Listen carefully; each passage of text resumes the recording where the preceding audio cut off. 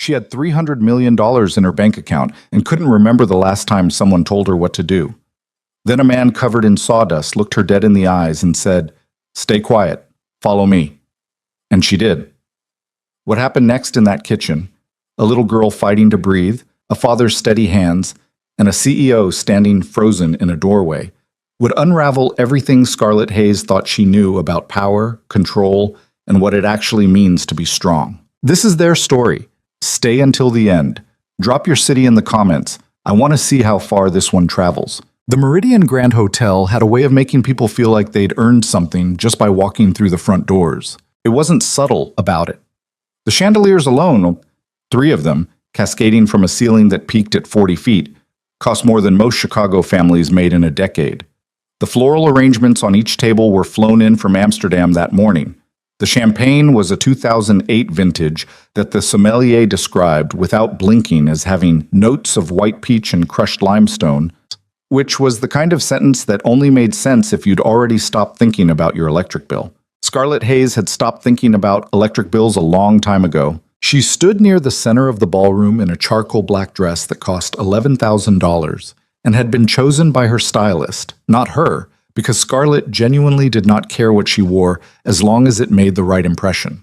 Her dark hair was pinned up. Her posture was the kind of straight that people assumed meant confidence, but actually meant she'd trained herself never to look tired in public, no matter what. The gala was for the Whitmore Children's Foundation. 140 of Chicago's wealthiest citizens, all dressed beautifully, all there to write checks large enough to make them feel generous without actually inconveniencing them. Scarlett had organized it. More specifically, her company, Hayes Energy Solutions, had sponsored it to the tune of $800,000, which was enough to put her name on the printed programs in large gold font and guarantee she'd spend the evening fielding conversations she didn't want to have. Scarlett, a hand on her elbow. Gerald Whitmore, 72 years old, bourbon-flushed, smelling of cedar and old money. "You've outdone yourself. This event is extraordinary. Thank you, Gerald." My wife was just saying, "We should talk about the solar project in Evanston. My people think the timeline is too aggressive." "Your people are wrong." She said it without heat, the way someone states a weather fact. "The timeline is the only aggressive thing about it. Everything else is conservative." Gerald blinked.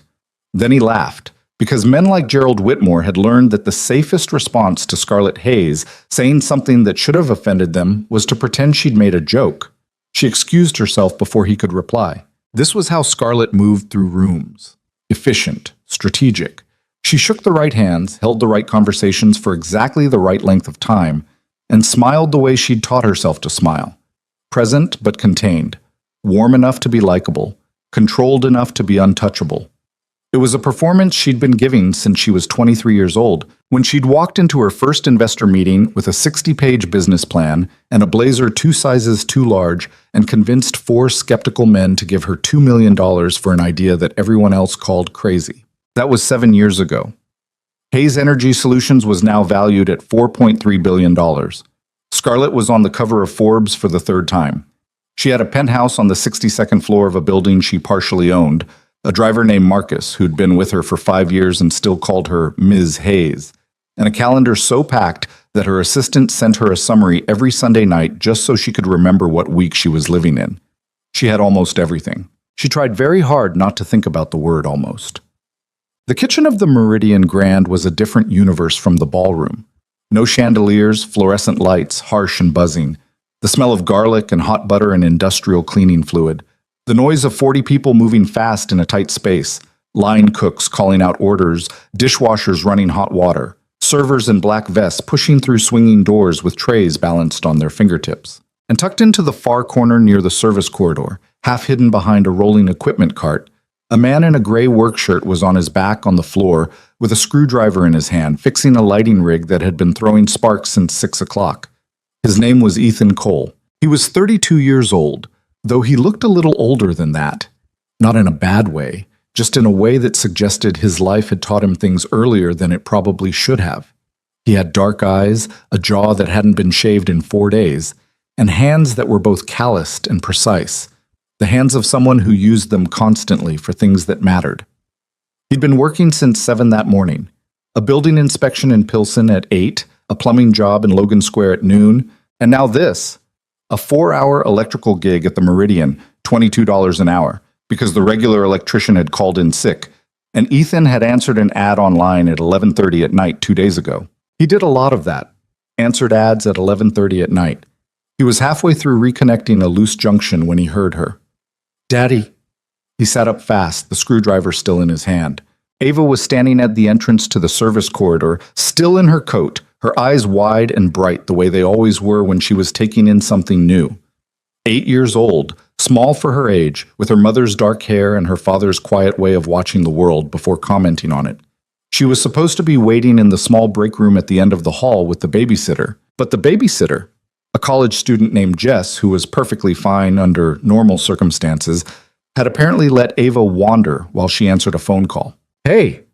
Ethan set the screwdriver down and stood, wiping his hands on his jeans. "What are you doing out here? You're supposed to be with Jess." "Jess is on her phone." Ava said this with the resigned authority of an 8-year-old who has reached conclusions about the adults in her life. "She's talking to her boyfriend. She's been talking for a really long time." "Okay."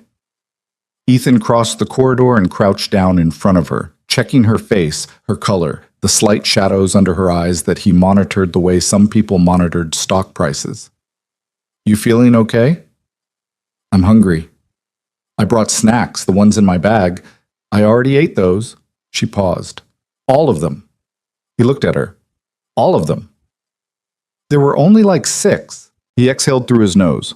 "Come on." He took her hand and led her back toward the break room, pausing at the kitchen entrance. One of the prep cooks, a young woman named Destiny, who'd talked to Ethan for 10 minutes earlier in the evening while he was fixing a breaker panel, spotted him and waved. "Hey, you want something for her? We've got some extra rolls, little fruit cups." "That'd be great, thank you," Ethan said. What happened next was nobody's fault exactly. That was the thing about accidents. They didn't announce themselves. They slid in through the gaps between normal moments. Destiny disappeared and came back with a small plate.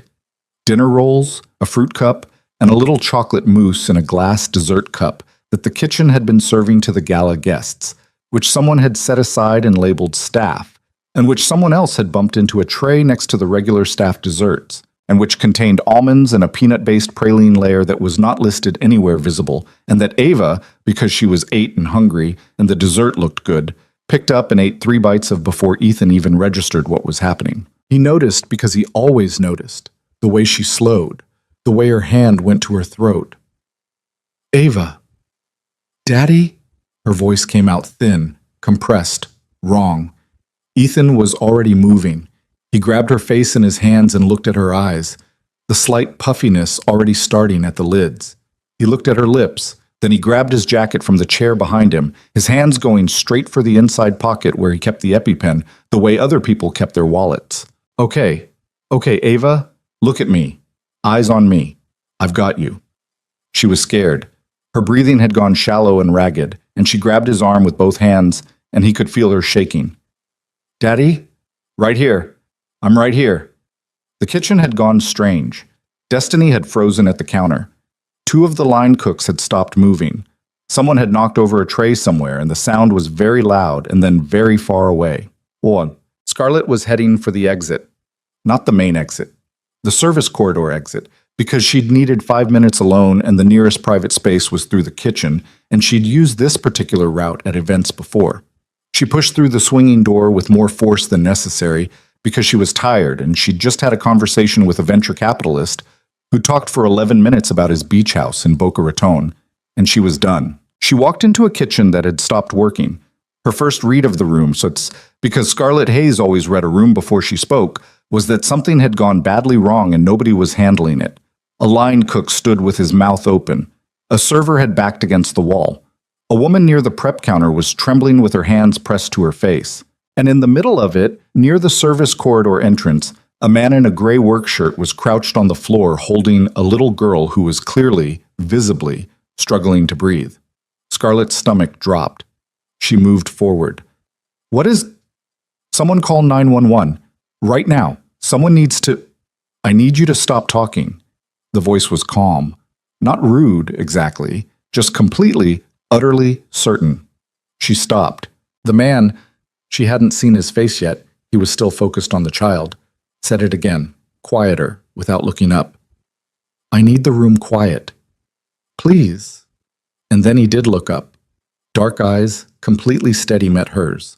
For a moment that lasted exactly as long as it needed to, and not 1 second longer, Ethan Cole looked at Scarlett Hayes the way no one had looked at her in a very long time, like she was a person in a room rather than a CEO at a gala. Not rude, not intimidated, just honest. Follow me, he said. Bring whoever knows this hotel's layout. Then he picked up his daughter, one arm under her knees, one at her back, Ava's arms around his neck, and moved. Scarlett followed. She didn't think about it. That was the part that would unsettle her later, when she was back in her penthouse at 2 a.m, staring at the ceiling. She hadn't thought about it. Scarlett Hayes, who thought about everything, who calculated every interaction before she engaged in it, had simply turned and followed a stranger with sawdust on his jeans down a hotel corridor because he had spoken with that particular kind of certainty that didn't ask for permission. She grabbed a server by the arm as she went. First aid kit, now. Then she turned to another one. 911. You're making the call. Tell them, pediatric anaphylaxis, Meridian Grand Hotel. Get them to the service entrance on Michigan Avenue. Go. They went. She'd made it 30 feet down the corridor before she caught up with Ethan. He'd found a small guest room, unlocked, probably a staff rest area, and pushed through the door with his shoulder. Lights, he said. She hit the switch. The room was basic. A cot, a chair, a small window. Ethan laid Ava down on the cot with a gentleness that was almost shocking given the speed of everything else he was doing. The little girl's breathing had gotten worse. Audible now, a frightening high-pitched rasp that bounced off the walls. Ava.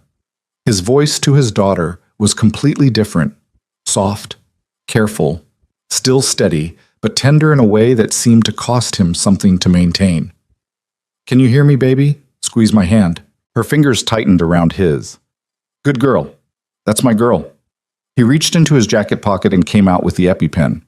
No hesitation.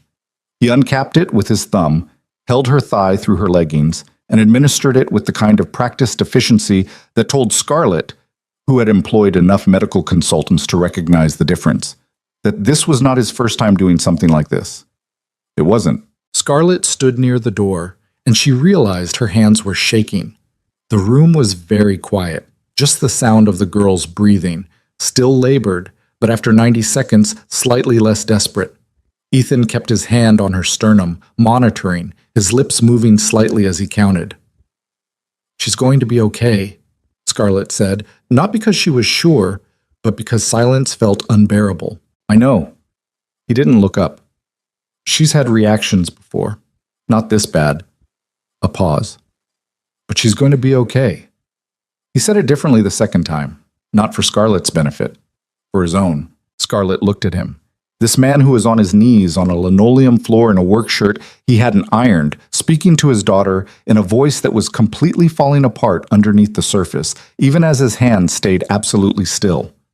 She had been in hundreds of rooms with hundreds of powerful people, and she could not remember the last time she had witnessed something this raw and this controlled at the same time. The paramedics arrived 7 minutes later. Ethan rode with Ava to Rush University Medical Center. Scarlett, and she still wasn't entirely sure why she did this, followed in a car. The emergency room waiting area smelled like antiseptic and burnt coffee. Plastic chairs, most of them occupied. A television mounted high on the wall playing a news channel with the volume too low to make out the words. Ethan sat in one of the chairs, elbows on his knees, face in his hands, still in his work shirt. Scarlett sat down 2 seats away from him, which was closer than a stranger would normally sit. He looked up. His eyes were red at the edges. He'd been crying, or had been close to it, which he seemed to be aware of and not particularly interested in hiding. You don't have to be here, he said. I know. She's stable. They said she's stable. I heard. Scarlett paused. I'm glad. He looked at her for a moment, really looked at her, the way he had in the kitchen. She had the uncomfortable feeling that he was seeing something she hadn't meant to show. You're Scarlett Hayes, he said. It wasn't quite a question. Yes. The gala was yours. The sponsorship was mine. The foundation is Gerald Whitmore's.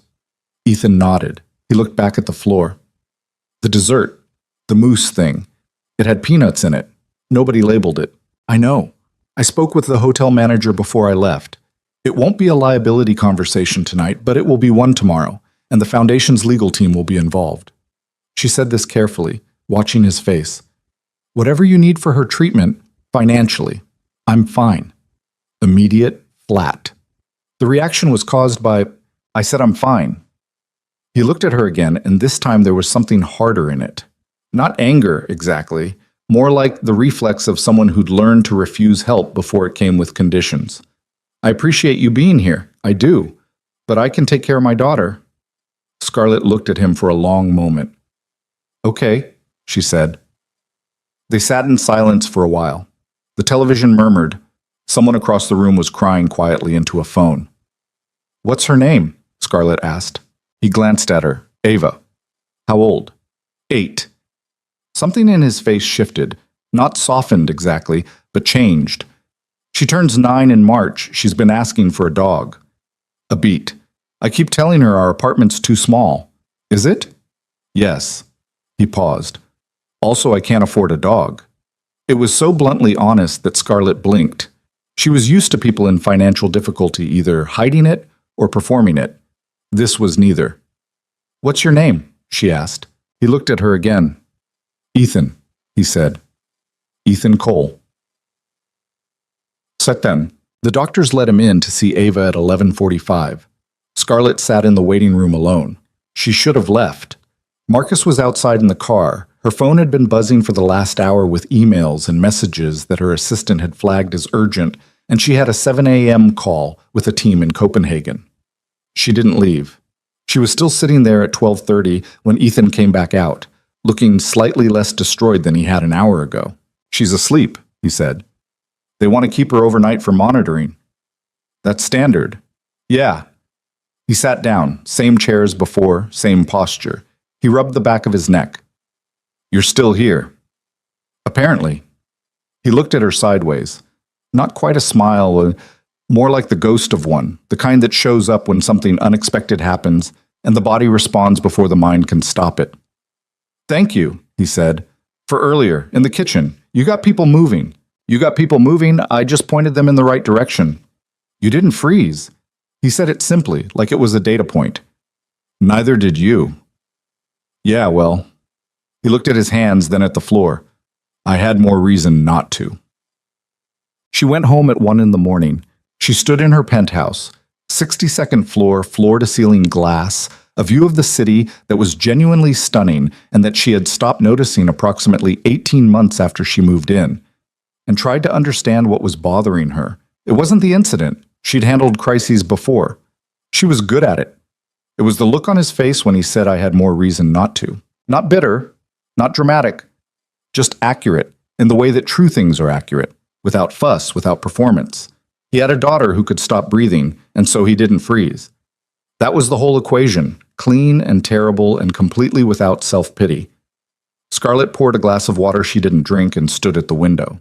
She'd built an empire on control, on never letting anyone see the gears turning, on being the most prepared person in every room she walked into. Tonight she had walked into a room where she was not the most prepared person, and she had followed someone else's lead. And the strange thing, the thing she couldn't quite shake, was that it hadn't felt like defeat. It had felt like something else entirely. She just didn't have a word for it yet. Oh, she hired a private investigator 48 hours later. Not because she was suspicious of Ethan Cole, because she couldn't explain why she was still thinking about him. And Scarlett Hayes dealt with things she couldn't explain by finding out more information. The report came back in 3 days, and she read it twice. Ethan James Cole, born 1992, Chicago, Illinois. Graduated Northwestern University School of Medicine in the top 8% of his class. Completed his residency in pediatric surgery at Northwestern Memorial, where his attending described him, in writing, as one of the most naturally gifted residents I've supervised in 22 years. Offered a fellowship at Johns Hopkins at 28. Turned it down. Scarlett turned the page. His wife's name was Claire. They'd met in medical school. She'd been diagnosed with stage 4 ovarian cancer when Ava was 2 years old. Claire Cole had died 3 years later when Ava was 5. By that point, Ethan had already left his residency, taken a leave of absence at first, and then simply never returned. There were no details about that decision in any official record because it wasn't the kind of decision that leaves a paper trail. It was just a man deciding that his wife and daughter needed him more than his career did. After Claire died, he took whatever work he could find. He had certifications in electrical work, basic plumbing, general contracting. He'd taken them during the gap years.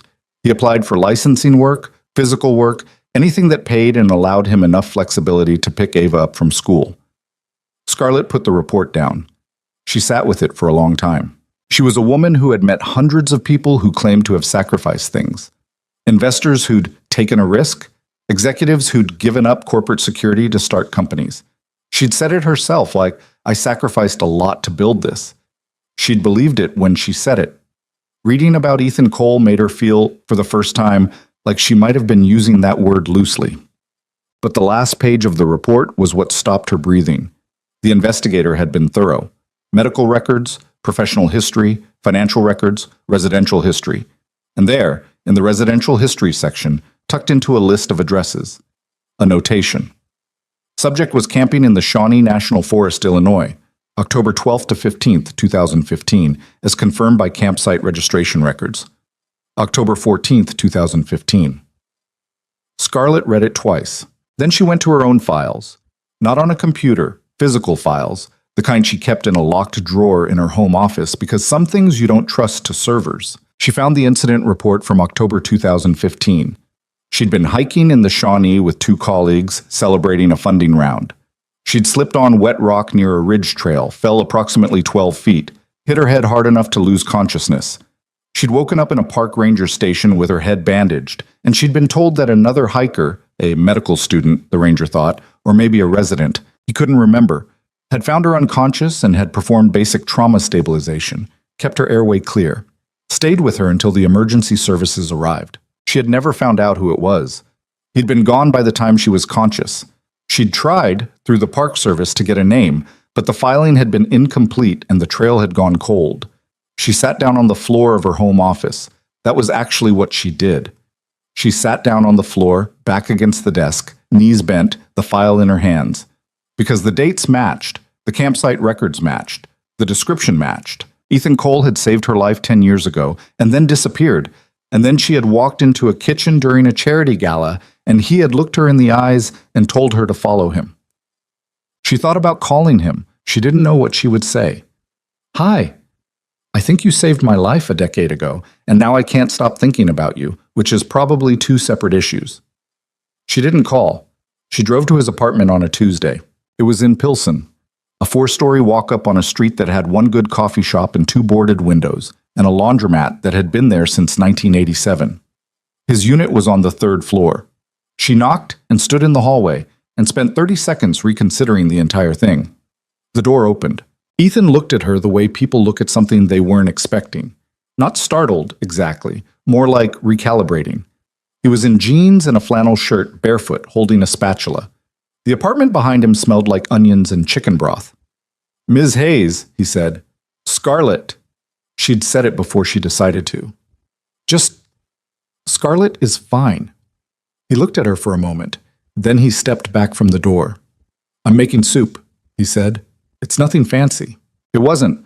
It was a big pot of something on a gas stove in a kitchen that was small but extremely clean, and there were drawings taped to the refrigerator with magnets, a horse, a dog, definitely a dog, from someone still developing their representational skills, what appeared to be a family portrait in which all figures were approximately the same height.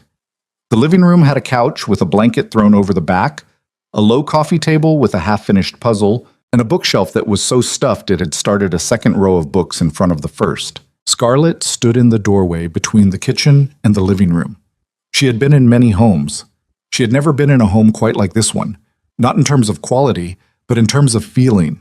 It felt used, inhabited, like the space had been shaped around the lives of 2 specific people rather than designed for some aspirational version of those people.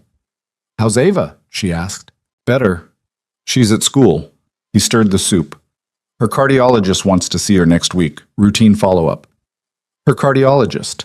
Scarlett paused. I didn't know she had a heart condition. She was born with it. He said it the way he said most things, factually, without performance. Small defect. We've been monitoring it. It's been stable. He looked at the pot. Mostly stable. Scarlett moved to the kitchen doorway. How bad? He stopped stirring and looked at her. That's a pretty direct question from someone who rang my doorbell unannounced. I know. She didn't apologize. You don't have to answer. A beat.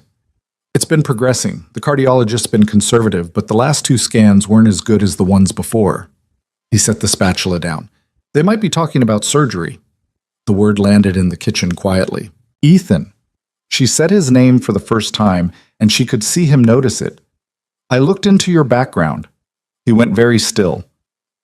I know I had no right to, she continued. I want to be honest with you about that. I had someone do a background report. I know you were a surgeon. I know about your wife. She paused. And I know about October 14th, 2015. He looked at her. His face did something complicated and brief that she almost missed. The Shawnee, she said. He was quiet for a long time, long enough that the soup made a small bubbling sound, and he automatically reached to turn the burner down without looking at it. You fell, he said finally. The trail was wet. You'd hit your head pretty hard. You stayed with me. Until the Rangers came. He looked at her, and his expression was unreadable. I didn't know who you were. I know. I would have done it for anyone. I know that too. She met his gaze. That's actually the part I wanted you to know. That I know that. That it wasn't because of who I am. Something in him shifted. Not dramatically, just a small change in the set of his jaw, like a held breath released. How'd you figure it out? He asked. Campsite registration records. He almost laughed. Not quite, but close. I didn't think anyone would go looking. I'm very thorough. Clearly. He looked at the soup, then at her. Do you want to eat something? She stayed for 2 hours. They sat at his kitchen table, which was small and had a wobble in one leg that he'd fixed with a folded piece of cardboard, and ate soup that was genuinely good. And she told him why she'd come, and he told her things about Ava that she could tell he didn't usually tell people. Not because he was opening up dramatically, the way people did in movies, more like the way information slips out when you're sitting across from someone who's listening instead of waiting for their turn to talk. He talked about Claire. Not a lot. Carefully. The way you talk about something that's healed into a scar, present, acknowledged, but no longer the open wound it used to be. She was funny, he said. She had this way of saying the exact wrong thing at the exact right moment. Like she had no filter, but also she was never mean. She just said true things. Scarlett turned her water glass in her hands. Ava has that. Yeah. He looked up. She does. How long ago? 3 years? He stirred the last of his soup. It feels like forever, and also like Tuesday, depending on the day. Scarlett looked at him. What about you?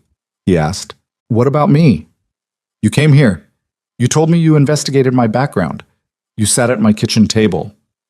He wasn't challenging her exactly, more like being fair. That's not nothing. Scarlett looked at the refrigerator drawings. The horse, the dog, the family portrait where everyone was the same height. I haven't told anyone this, she said, but I genuinely don't remember the last time I sat in someone's kitchen. He looked at her. What do you mean? She stopped. I have a chef, I have staff, I go to restaurants, to events, to catered everything. I don't sit at someone's kitchen table. He was quiet for a moment. Does that bother you? He asked. She thought about lying. She was very good at it, at shaping truths into shapes that kept people at a comfortable distance. Sometimes, she said. Yes. Ethan Cole looked at her across the wobbling kitchen table, and he nodded like that was a completely normal thing to admit. And somehow, that was the most disarming thing that had happened to Scarlett Hayes in years. But she left at 7:30. In the car on the way home, Marcus didn't ask anything because Marcus was good at his job. The city moved past the windows, lit storefronts, people walking fast, the lake invisible but present in the dark. Her phone had 14 notifications. She put it face down on the seat. She was thinking about a pot of soup on a gas stove, drawings on a refrigerator. A little girl who asked for a dog, and a father who said the apartment was too small, even though the real reason was the one he'd said out loud without embarrassment. She was thinking about a man on a wet trail in October 10 years ago who had stayed with her until help arrived and then walked away without leaving his name. Not because he didn't want to be thanked, but because it had simply not occurred to him that a thank you was owed. She was thinking about what it meant to have that much certainty about what mattered, and somewhere in the back of her mind, behind the 14 notifications and the 7 a.m. Copenhagen call and the thing Gerald Whitmore wanted to discuss about the Evanston timeline, somewhere behind all of that, something had shifted, like a door that had been closed for a very long time, not locked, just shut, standing slightly open. She went back. That was the part Scarlett couldn't entirely explain to herself, even later, when she had more information and a better understanding of what was happening to her. She went back to the apartment on Pilsen on a Thursday evening, 9 days after the first visit, with no particular excuse prepared, and a bottle of wine she'd grabbed from her own kitchen almost as an afterthought. Ethan opened the door and looked at the wine bottle, then at her. "Ava's awake," he said. "Okay." She asked a lot of questions. "I can handle questions." He considered this for a moment, then stepped back from the door. It turned out that Ava Cole asked questions the way some people breathe, constantly, without apparent effort, and with the complete conviction that answers would be forthcoming. She was sitting at the kitchen table doing homework when Scarlett walked in, and she looked up and said without preamble, "Are you the lady from the hospital?" Scarlett looked at Ethan. He made a small, helpless gesture with his hand. "I was at the hotel," Scarlett said. "When you got sick." "Daddy said you stayed at the hospital." Ava was studying her with the frank, unself-conscious intensity that 8-year-olds reserve for things they find genuinely interesting. "Why?" "I wanted to make sure you were okay." "You didn't know me." "No?" Ava seemed to turn this over. "Daddy says you run a company." "I do." "What kind?" "Energy. We build solar panels and wind systems. Power for cities, mostly." Ava's face did something complicated. "We learned about solar panels. My teacher said they're important because of the planet getting hot." "Your teacher's right. Do you have a dog?" Ethan made a sound from the stove that might have been a suppressed laugh. "I don't," Scarlett said. "Daddy won't let me get one." Ava turned to give her father a look of patient suffering. "He says the apartment's too small." "It is too small," Ethan said without turning around. "It's not that small." "Ava, I'm just saying." She turned back to Scarlett and lowered her voice, not entirely successfully. "He says that, but I think the real reason is the money." Ethan turned around. "Ava, you said honesty is important." A beat. Ethan looked at his daughter. His daughter looked back at him, completely unrepentant, pencil still in hand. Scarlett looked at both of them and felt something catch in her chest. Not painfully, just unexpectedly, the way your foot catches on a step you didn't see coming. "She's not wrong," Ethan said finally to Scarlett. His voice was flat, but there was something rueful underneath it. "The real reason is the money." And he turned back to the stove, and Ava nodded with quiet vindication, and Scarlett sat down at the kitchen table across from an 8-year-old who had just accomplished something that most adults never managed. She'd gotten Ethan Cole to say a true thing out loud before he could stop himself. They ate pasta that night. Nothing special. Boxed spaghetti with a jarred sauce that Ethan had improved with garlic and Italian sausage, and something green that turned out to be kale, which Ava regarded with the same expression she probably used for math worksheets. The wine sat mostly untouched because Ethan had a half-empty beer and Scarlett ended up having a glass of water because the conversation moved too fast to remember to drink. Ava went to bed at 8:30 after extracting a promise from Scarlett that she would come back, which Scarlett gave before checking with Ethan, who was standing in the kitchen doorway with his arms crossed and an expression that was difficult to read. "You didn't have to promise that," he said once Ava's bedroom door was closed. "I meant it. You're a very busy person. I'm aware of that." He looked at her. "I don't want her—" He stopped. Started again. "She gets attached. She's at an age where she's looking for—" He rubbed the back of his neck. "It's complicated." Scarlett understood what he wasn't saying. Ava had lost her mother. She was 8 years old and she was being raised by one person who worked multiple jobs and worried about money and monitored her breathing the way Ethan monitored his daughter's breathing. A woman walking into their kitchen and staying for dinner was not a small thing to a child in that situation. I understand, Scarlett said. I'll be careful. He held her gaze for a moment. Okay, he said, and he said it like he meant it. Not like he was convinced exactly, but like he was choosing to trust her anyway, which she recognized as a harder thing. She left at 9:15. In the car, she sat for a moment before telling Marcus to drive, looking up at the third-floor windows of the building. One of them had a light on, Ava's room probably. A small warmth in a brick building on a cold street. Her phone was ringing. She let it ring. She thought about the kale in the spaghetti and the way Ava had said he says the apartment's too small, like she was reporting the result of an investigation she'd been conducting for months, and the way Ethan had said, okay, so just that one word, but with everything in it. She thought about how long it had been since she'd eaten dinner at someone's kitchen table 2 times in 9 days. She told Marcus to drive. The calls could wait until morning. She went back 3 times in the following 2 weeks. Then it stopped being something she tracked. It became, gradually and without any ceremony, a regular thing. Tuesday evenings, sometimes Thursday. Occasionally a Saturday afternoon when Ava didn't have a doctor's appointment. She started bringing things. Not expensive things. She learned quickly that Ethan would look at anything expensive the way he looked at the wine bottle that first night, with a kind of flat refusal already forming behind his eyes. She brought a puzzle once, a complicated one, a 1,000-piece map of the world, because Ava had mentioned she liked geography. She brought a book another time, a novel she'd read years ago and still thought about. She brought bagels from the place on 18th Street because she'd passed it one morning and they smelled good and she'd gotten too many. Ethan accepted the bagels. He put the novel on the bookshelf, second row, and she caught him reading it 3 weeks later. He never mentioned it. She didn't either. What happened instead, slowly, and with a great deal of friction and backtracking and moments that were almost comfortable before becoming uncomfortable again, was that they built something. Not a relationship, not yet, and maybe neither of them would have used that word. More like a habit, like the way a path forms in grass when people keep walking the same route. Not by intention, just by repetition. Ethan was not easy. She'd understood that early, but she came to understand it better the more time she spent in the apartment on Pilsen. He was funny in a dry, understated way that caught her off guard because she expected serious and got deadpan. He was unexpectedly good at listening. He did the thing where he actually looked at you while you talked, which was rarer than it should be. He read constantly. He had opinions about things, strong ones, not performed ones. And when he disagreed with her, which happened regularly, he said so directly and without softening at first, which was something she respected even when it was inconvenient. But he had walls. Of course he had walls. He'd built them over years of grief and survival and learning not to ask for things, and they were not the obvious kind, not coldness or cruelty, just distance. A careful management of how close he allowed things to get before he found a reason to step back. She noticed it most when money came up, not in big ways. He wasn't dramatic about it. But when Ava mentioned wanting to go to a school art show and Ethan said maybe, Scarlett had learned to read the specific texture of that maybe, which meant we'll see if I can pick up a shift that night rather than anything involving uncertainty about interest.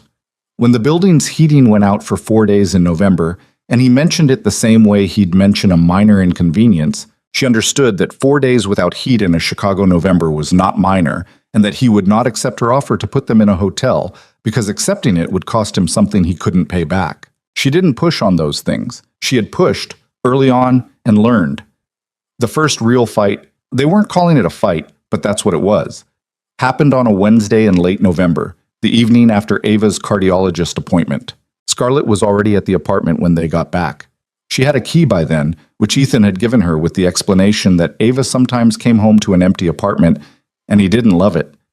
And she'd taken the key without making it into anything, because she'd understood that making it into something would make him regret giving it to her. She'd been sitting at the kitchen table with her laptop for an hour, working, when the door opened. She knew from the way Ethan walked in that it had not been a good appointment. He put his jacket on the hook. He sent Ava to change out of her school clothes with a voice that was entirely normal, impressively normal, the voice of someone who has learned to postpone. He stood in the kitchen and poured himself a glass of water and drank it standing at the sink with his back to Scarlett. "What did they say?" she asked. "Dr. Reyes wants to discuss surgical options." He said it to the window. "There's a procedure, a repair." She's been holding off because Ava was too small, but now, he set the glass down. Now she's saying the timing might be right. That's, Scarlett measured her words. That's actually what you want to hear, isn't it? That there's a repair option. It's open heart surgery. He turned around. His face was composed in the careful way that meant it was costing him something. She's 8 years old, and it's open heart surgery. I know. Scarlett held his gaze. I know that. But you've been watching this thing progress for, I know how long I've been watching it. Ethan. Don't. He held up one hand, not aggressively, just stopping her. Don't tell me it'll be fine. I don't want that right now. She closed her laptop. Okay. I won't. He sat down across from her. He was quiet for a long moment, staring at the table. The puzzle, Ava's geography puzzle, mostly finished, was pushed to one side. It's a children's memorial, he said finally. Dr. Reyes has a colleague there, a pediatric cardiac surgeon. She says he's one of the best in the Midwest. What's his name? He looked at her. Why? Because I want to look him up. Scarlett, not to interfere, just to... She stopped. Let me look him up. Humor me. He held her gaze for a moment. Then he said the name. Dr. Marcus Webb. She pulled her laptop back open and found him in 40 seconds. She turned the screen so Ethan could see it. The CV, the publication record, the outcomes data from the hospital's cardiac surgery program. Ethan looked at it for a long time. He's good, she said. His outcomes are excellent. The complication rate for his pediatric valve repairs is below the national average, she pointed. This is from last year's audit. It's publicly available. Ethan stared at the screen. How do you know how to read a surgical outcomes report? I read a lot of things. A beat. I've been on 3 hospital boards. He looked at her. Something in his face changed. Not warmed exactly, more like some piece of the careful management shifted without him meaning it to. She'll be okay, Scarlett said. Not the way she'd said it in the hotel emergency room automatically to fill the silence. She said it the way she said things she'd checked. Based on everything I can read about Dr. Webb and about her specific defect, she has a very good chance. You don't know that. No, but the numbers say it. He was quiet. Then he said very quietly, the surgery costs are going to be... He stopped. I know.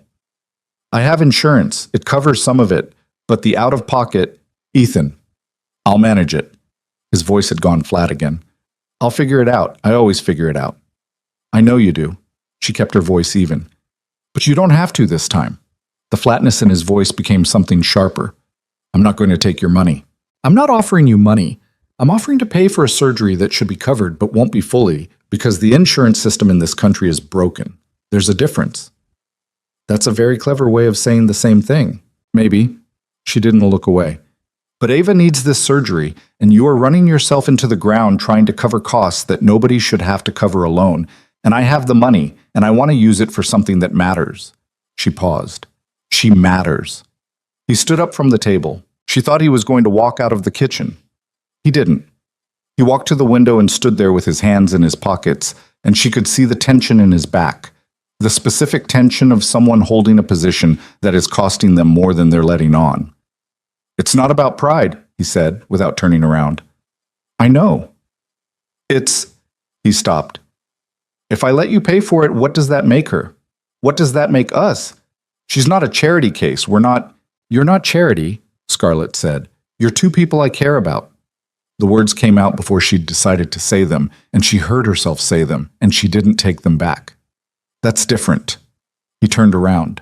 He looked at her for a long time, and she couldn't entirely read what was in his face. It was too many things at once, something that might have been gratitude and something that was definitely fear, and underneath both of them, something she recognized because she saw it in mirrors sometimes, late at night. Loneliness. The practiced kind that's learned to look like independence. I need to think about it, he said. Okay. I'm not saying yes. I heard you. A beat.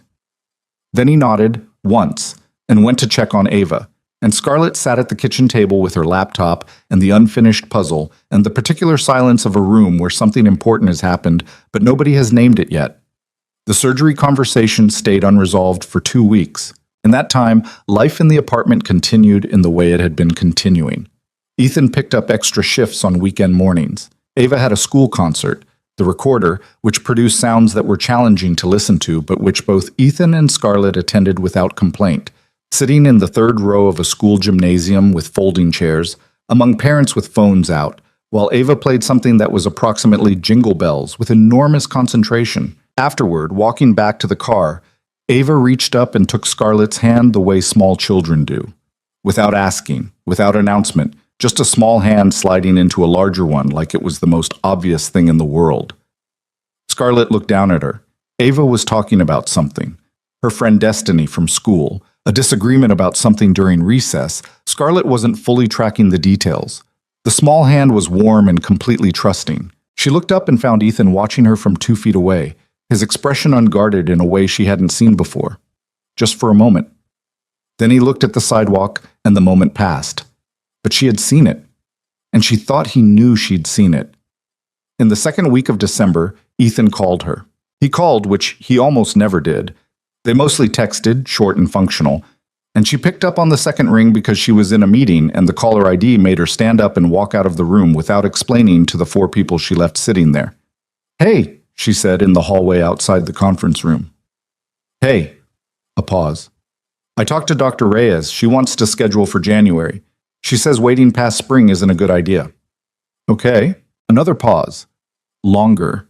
She could hear him breathing, and she could hear the particular quality of silence from a man who was about to say something that was hard for him. "The surgery," he said. "If—" He stopped. "If you're still—" "Yes," she said. "I haven't asked yet." "I know. Yes." He was quiet. She heard him exhale, slow, controlled, the breath of someone releasing something heavy. "Thank you," he said. Just that. No qualifiers, no conditions, none of the bristling resistance she'd expected. She leaned against the wall in the hallway outside the conference room, and she pressed her free hand flat against the wall, and she said, "Of course." The 4 people in the conference room waited 9 minutes before someone went to find her. She didn't apologize for being late. The preparation for the surgery took most of December.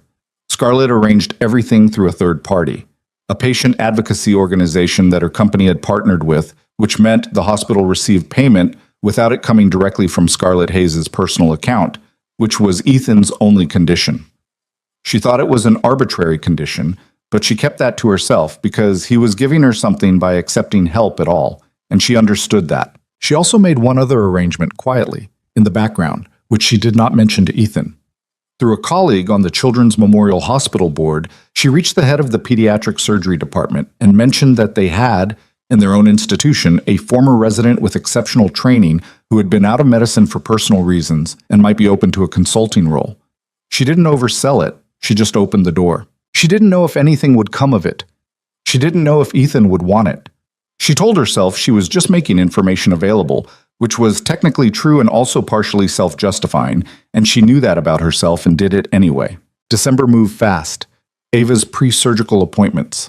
The cardiology team's meetings with Ethan. Scarlett sat in on 2 of them at Ethan's invitation, which she had not expected and which she understood meant something, though neither of them said what. She asked good questions in those meetings, precise ones. The cardiac surgeon, Dr. Webb, looked at her with a faint expression of reassessment the second time she asked about post-surgical monitoring protocols. "You have a medical background?" he asked during the second meeting.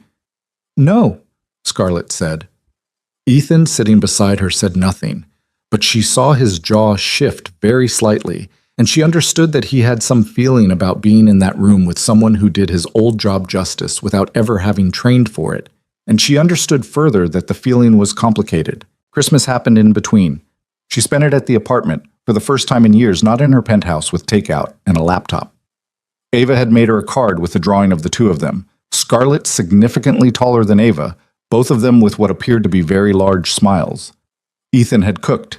He'd made a chicken because he didn't have the equipment for a turkey, and it had been very good, and they'd eaten at the wobbly kitchen table, and Ava had fallen asleep on the couch by 8:30, and Ethan and Scarlett had sat in the living room with the tree lights on and the noise of the street outside and talked for 2 hours. About Claire, about his parents, who'd both passed, his mother when he was 26, his father 2 years later. About Scarlett's parents, who were alive and in Scottsdale, and with whom she had a relationship that was technically functional and emotionally distant in ways she had mostly made peace with. Do they know about all this? Ethan asked, meaning the company, the money, the life she'd built. They watch from a distance, she said. My mother sends me articles about myself sometimes. From magazines. She clips them. He looked at her. I know. How do you feel about it? I used to want more, she said. Now I mostly just accept that it's what they know how to do. He nodded slowly. My mom used to call me every Sunday, he said. Every single Sunday for my whole childhood, and then through college, and then through residency. And she'd always ask about the thing that had happened to me that week, like she kept a mental list from the week before. She never forgot anything. You miss that. Every week. The tree lights moved slightly in the heat from the radiator. Ava's breathing from the couch was slow and even, which Ethan glanced at periodically in the automatic way he always did. Thank you for being here, he said. Not formally, just honestly, the way he said honest things. Scarlett looked at the lights. I didn't have anywhere else to be.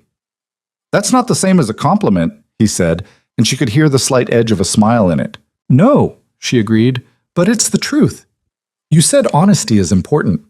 He laughed. A real one. Unexpected. Short, but genuine. The kind of laugh that happens before a person decides whether to laugh. She'd heard it 3 times before. She'd started counting them without meaning to. Ava told you that, he said. Ava's very persuasive. He looked at his daughter on the couch, and the laugh faded into something quieter and more complicated. She is, he said. She really is. January came the way Chicago January always does, hard and gray and without ceremony. Ava's surgery was scheduled for the 14th. The night before, the 3 of them were in the apartment, and there was nothing to do that was useful because everything that could be prepared had been prepared.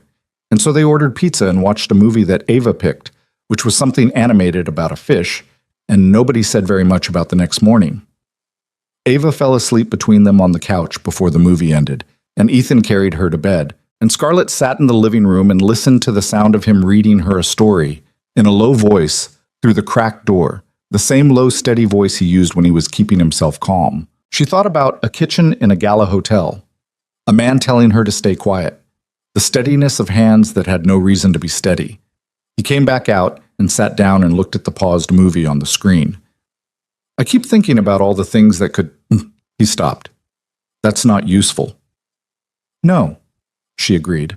Dr. Webb said she's an excellent candidate. The repair has a high success rate for her specific defect. I know all of that. He leaned his head back against the couch. I still feel like I swallowed glass. I know. How do you know? She looked at him. Because I've been watching you hold it together for the last 2 months, and I know what that costs. She paused. You don't have to do it tonight. It's just me. He looked at her.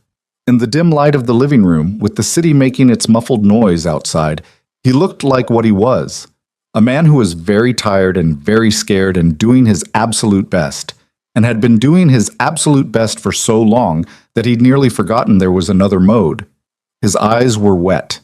He blinked it back, not entirely successfully. She's everything, he said, simple and flat and completely true. She's all I've got. Scarlett did not say she'll be fine, because she'd promised herself she wouldn't say things she couldn't prove just to fill silence. And she didn't say I know, because she didn't know. Not for certain, not the way medicine knew things. Instead, she reached over and put her hand over his, on the couch, and she left it there. He looked at her hand, then he turned his over and held it. They stayed like that for a while. Not talking, not moving, just 2 people sitting in a living room the night before, something terrifying, holding on. Neither of them said anything about what it meant. They didn't have to. The surgery was scheduled for 7 in the morning. They arrived at Children's Memorial at 5:45 because Ethan had set 3 alarms and woken up before any of them. Scarlett had driven. Ethan's car had a check engine light that had been on since October, and she hadn't said anything about it, just shown up that morning with Marcus, who had taken one look at the situation and understood without being told that this was not a regular Tuesday. Ava was quiet in the back seat. Not scared exactly. Or maybe scared but doing the things she'd learned from her father, which was to not perform the fear. She'd brought a stuffed animal, a worn rabbit named Gerald, that was missing one eye and that she'd had since she was 3.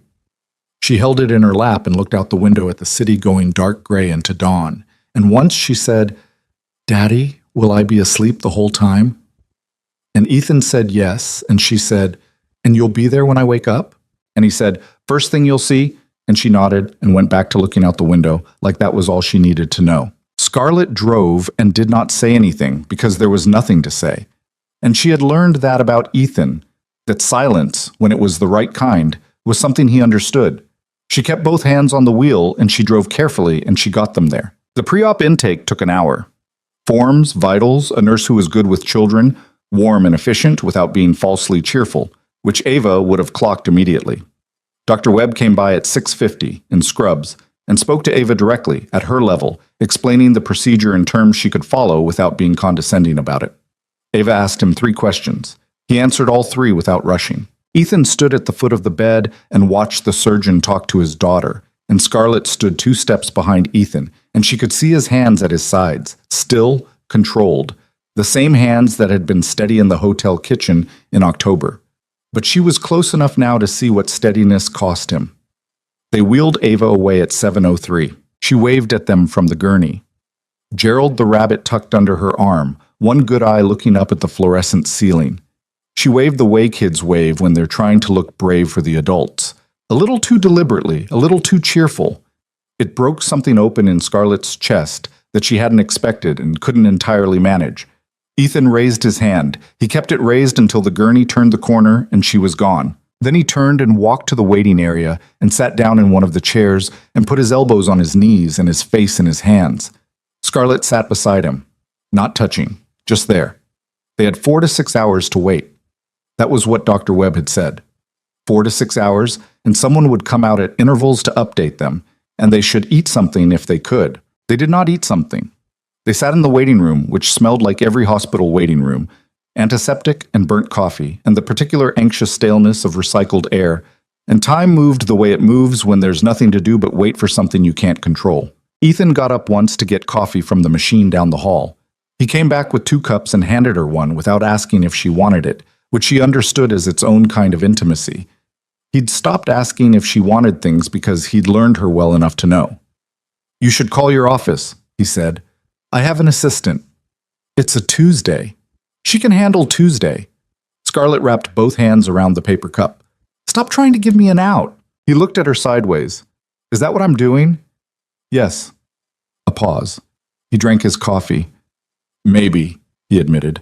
"I'm not going anywhere." He looked at the floor.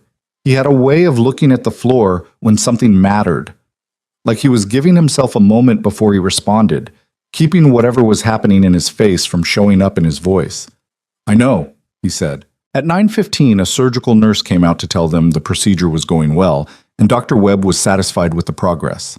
Ethan thanked her with a restraint that was almost painful to observe. Scarlett watched him shake the nurse's hand and say the right words and wait until she'd gone back through the double doors before he sat back down and pressed the heels of his hands against his eyes for 30 seconds. She thought about reaching for his hand again, the way she had on the couch the night before. She didn't. There was a difference between what worked at night in a living room and what worked under fluorescent lights in a public space, and she respected that line. Instead, she said, "Tell me something about her, something I don't know." He looked up. "What?" "Ava, tell me something. Something from when she was little." He looked at her for a moment, then at the floor. Then slowly, he started talking. He told her about the time Ava was 4 and had decided, with complete conviction, that birds did not actually fly, but were instead being thrown by a very fast invisible person, and had spent 3 weeks developing a theory about who the thrower was. He told her about the first time Ava had seen snow. She'd been 2, barely walking, and she'd stood in the backyard of the house they'd lived in before everything changed, and she'd held her mittened hands out and looked at the flakes landing on them with an expression of such total astonishment that Ethan and Claire had just stood there watching her for 10 minutes, not saying anything, not wanting to interrupt it. His voice shifted when he said Claire's name. Not broke. He'd had years of practice holding that particular thing together, but changed slightly in texture, the way a road surface changes when you go over something. "She would have liked you," he said. He seemed surprised by it when it came out. Scarlett looked at him. "What makes you say that?" She liked people who didn't waste words. He turned the empty coffee cup in his hands. She used to say most conversations were just two people waiting to talk. She would have appreciated that you're not like that. Scarlett looked at her own cup. I used to be worse, she said. Conversations used to be entirely transactional for me. I tracked what I got out of them. When did that change? She thought about it. October, she said, roughly. He looked at her. Then he made the sound that was almost a laugh, the short, unexpected one, and she felt something loosen in the room. They sat for a while after that without talking, and it was a different kind of silence, less like waiting and more like being somewhere together. At 11:40, Dr. Webb came out himself. He was still in his surgical cap, which Scarlett had learned meant he'd come straight from the OR rather than changing first, which she took as a sign that he had something to say and wasn't waiting. She stood up before she realized she was standing. Ethan stood too. He was very still. Dr. Webb pulled down his mask and looked at both of them. The repair went well, he said. We closed the defect cleanly. She's in the recovery unit and she's doing exactly what we want her to be doing. Ethan sat back down. He sat down heavily, the way someone sits when their legs stop cooperating, and he put his face in his hands, and this time he didn't hold it together. A sound came out of him that was rough and short and completely human, the sound of several months of terror releasing at once. Scarlett sat down next to him, and this time she did reach for him, her hand on his back, between his shoulder blades, and she kept it there while he got himself back. Dr. Webb gave them a moment which Scarlett appreciated. Then he explained the next steps. Recovery room, then ICU for monitoring, then a regular room probably by tomorrow afternoon. A few weeks of limited activity. Follow-up appointments. He answered Ethan's questions with patience and detail, and when he was done, he shook Ethan's hand and then looked at Scarlett. The patient advocacy organization that arranged the financial side of this, he said.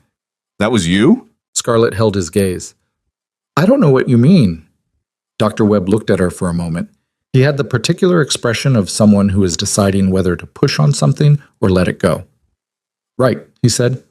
Well, she's a tough kid. You should be able to see her in about an hour. They let Ethan in first.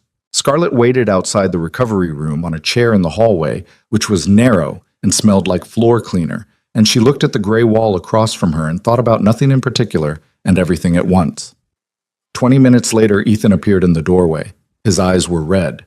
He looked like a man who had been through something and had come out the other side still standing, which is different from looking fine. She's asking for you, he said. Scarlett looked up. What? She's awake. She's groggy. She's got tubes in her, and she's not happy about it, but she's awake. And she asked where you were.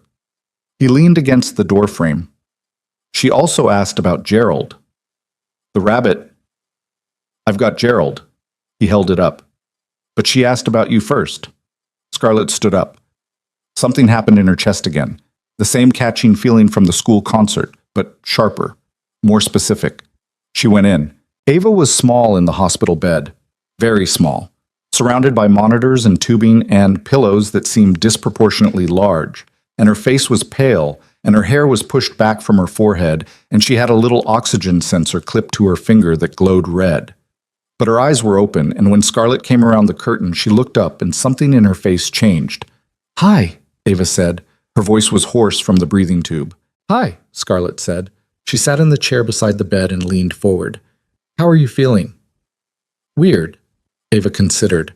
My chest feels heavy. That's normal. That'll get better. Daddy cried. I know. He doesn't usually cry. Ava said this thoughtfully, like she was cataloging new information. He said he wasn't, but he was. He was very worried about you. Were you? Scarlett looked at her. Yes, she said. I was. Ava seemed satisfied by this. She looked at the ceiling for a moment.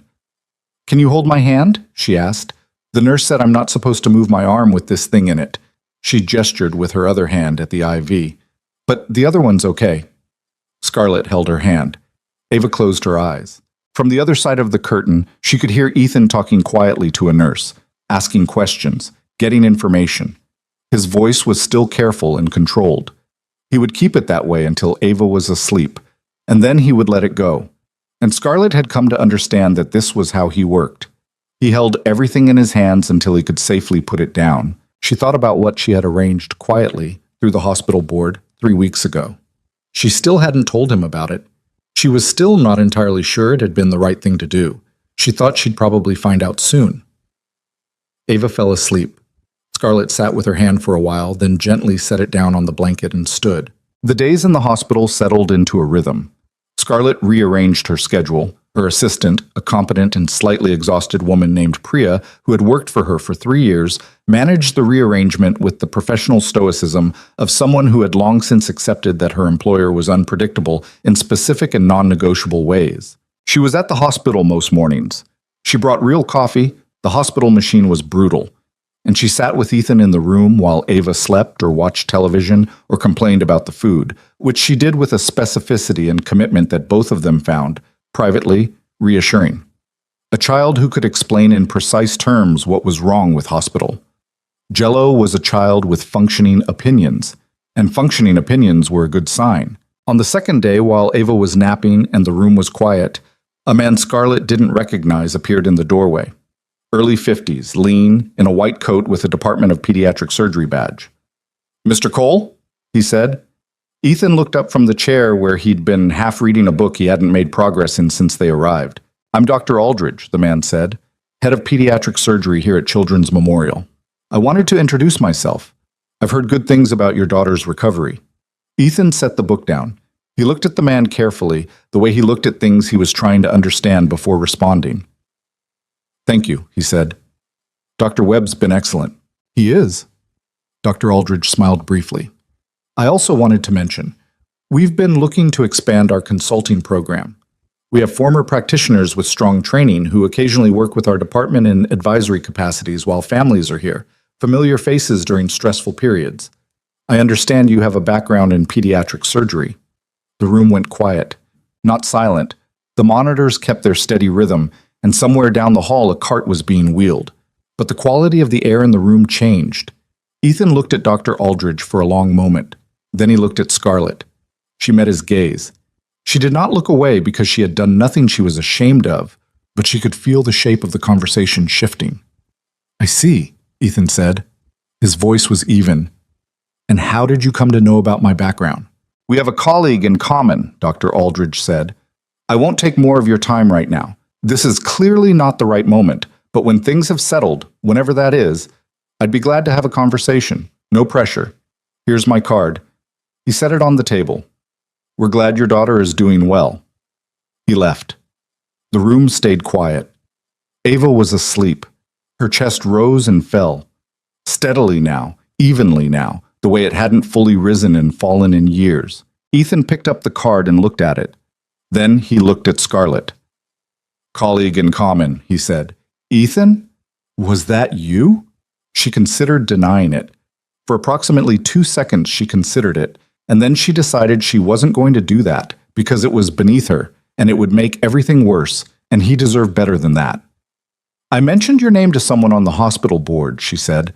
"I didn't arrange anything. I just made information available." "You made information available." He repeated it back to her, flat. "Yes."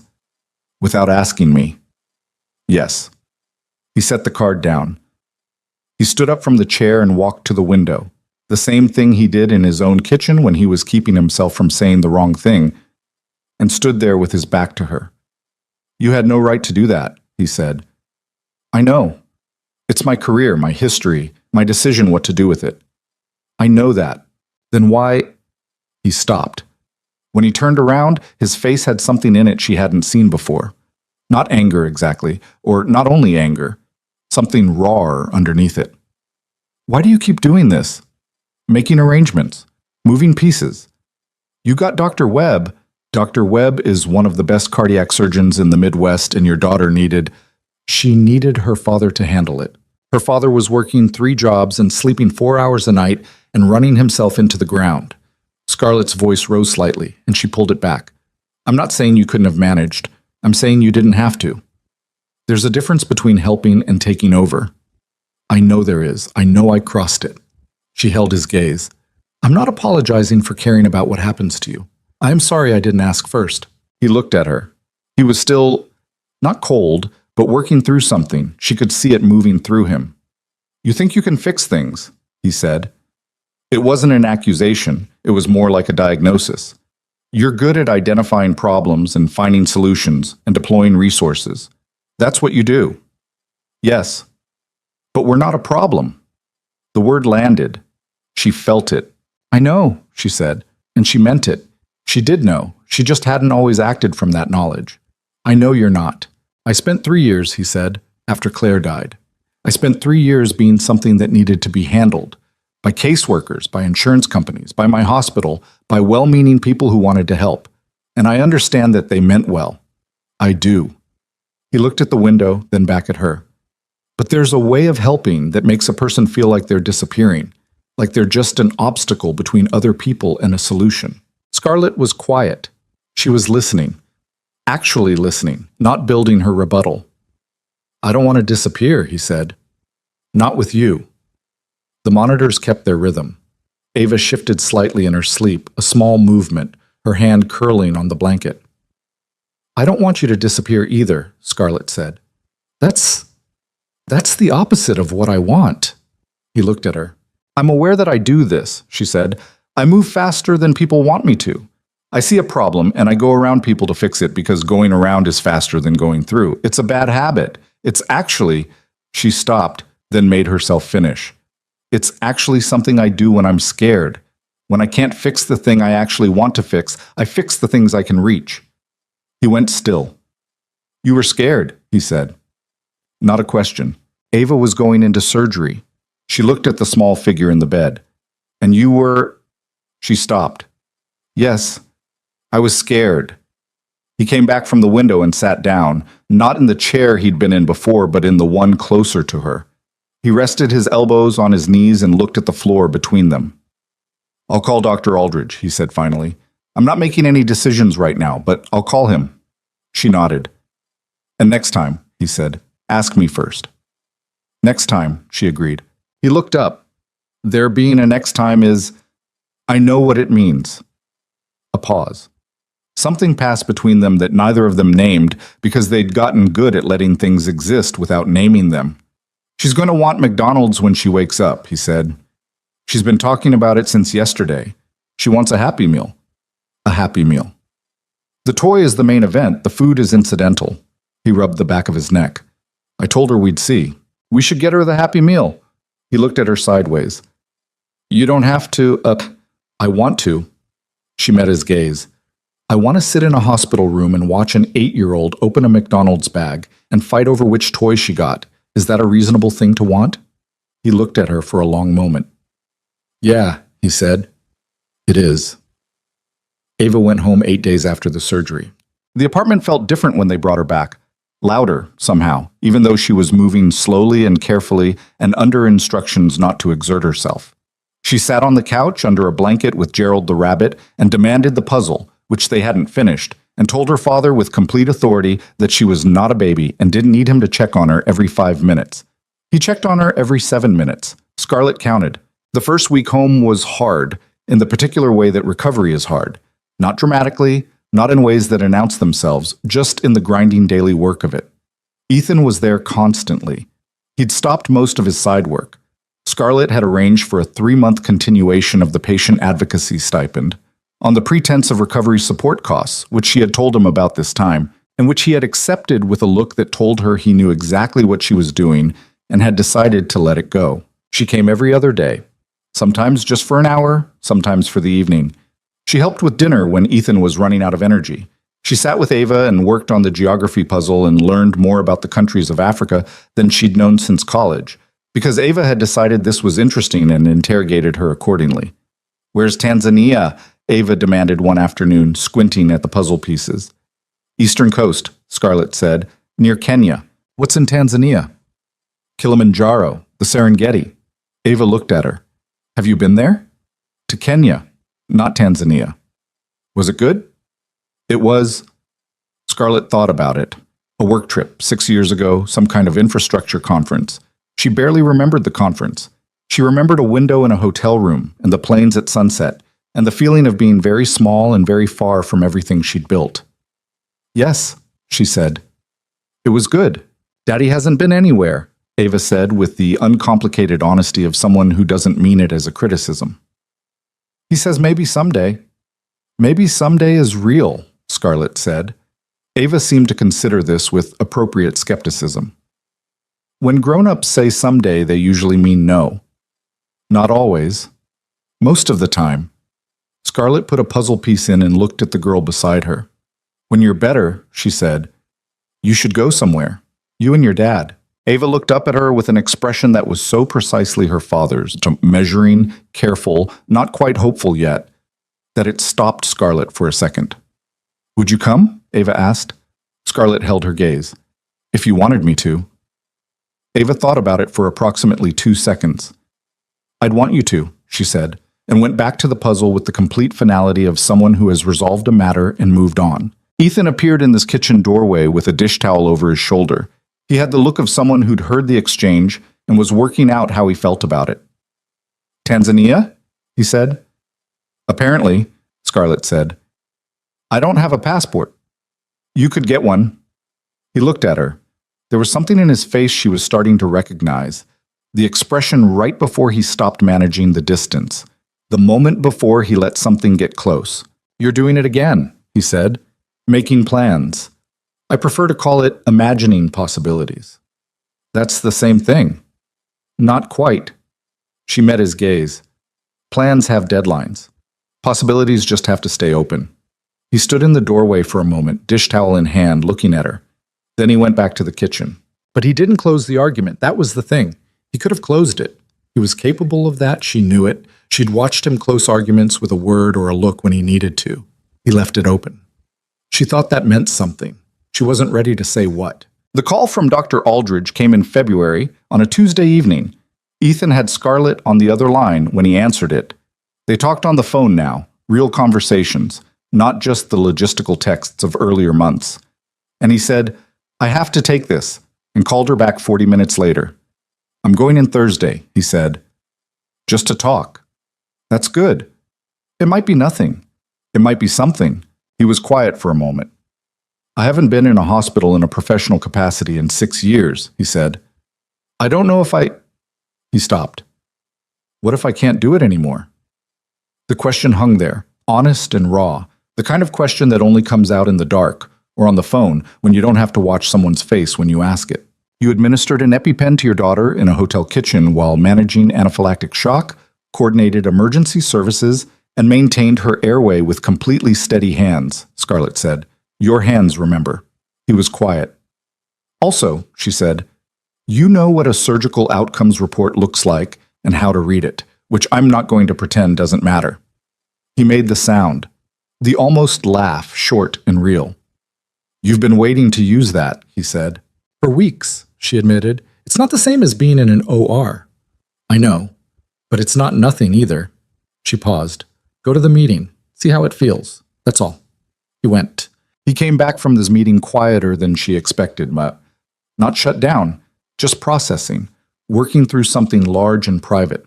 He told her over the phone that night that Dr. Aldridge had offered him a part-time consulting role, primarily patient and family liaison work, some case reviews, possible observation. Nothing surgical yet. But the door was open. What did you tell him? She asked. I told him I'd think about it, he said. Okay. It felt... He stopped. It felt like walking into a house you used to live in. The layout's the same, but everything's slightly different. Is that bad? A long pause. No, he said. I don't think so. I think it's just strange. Good strange. Good strange is good, she said. That's very profound. I have my moments. He laughed. A real one this time. Not the short, almost laugh, but a full one. Surprised and warm, and she sat on her 62nd floor couch and listened to it and felt something settle in her that had been unsettled for months. Not everything. Not all of it. There was still distance between them. Real distance. The kind that had reasons behind it. That belonged to grief and fear and the specific caution of two people who had each been alone for long enough to have built their aloneness into something structural. It wasn't going to dissolve because of a good laugh on the phone. But it was there, that laugh. And she had it. She thought about Ava's hand in hers, small and trusting. Ethan's hand on hers on the couch, the night before the surgery. The way he'd said she's everything, she's all I've got, and the way that sentence had made room, she thought, for something more. Not replacing it, not competing with it, just expanding the edges of what everything could mean. March came. Ava turned 9. Ethan made a cake, chocolate, from a box, with buttercream frosting that he'd put too much food coloring in, so it came out an alarming shade of purple. Ava looked at it with complete delight.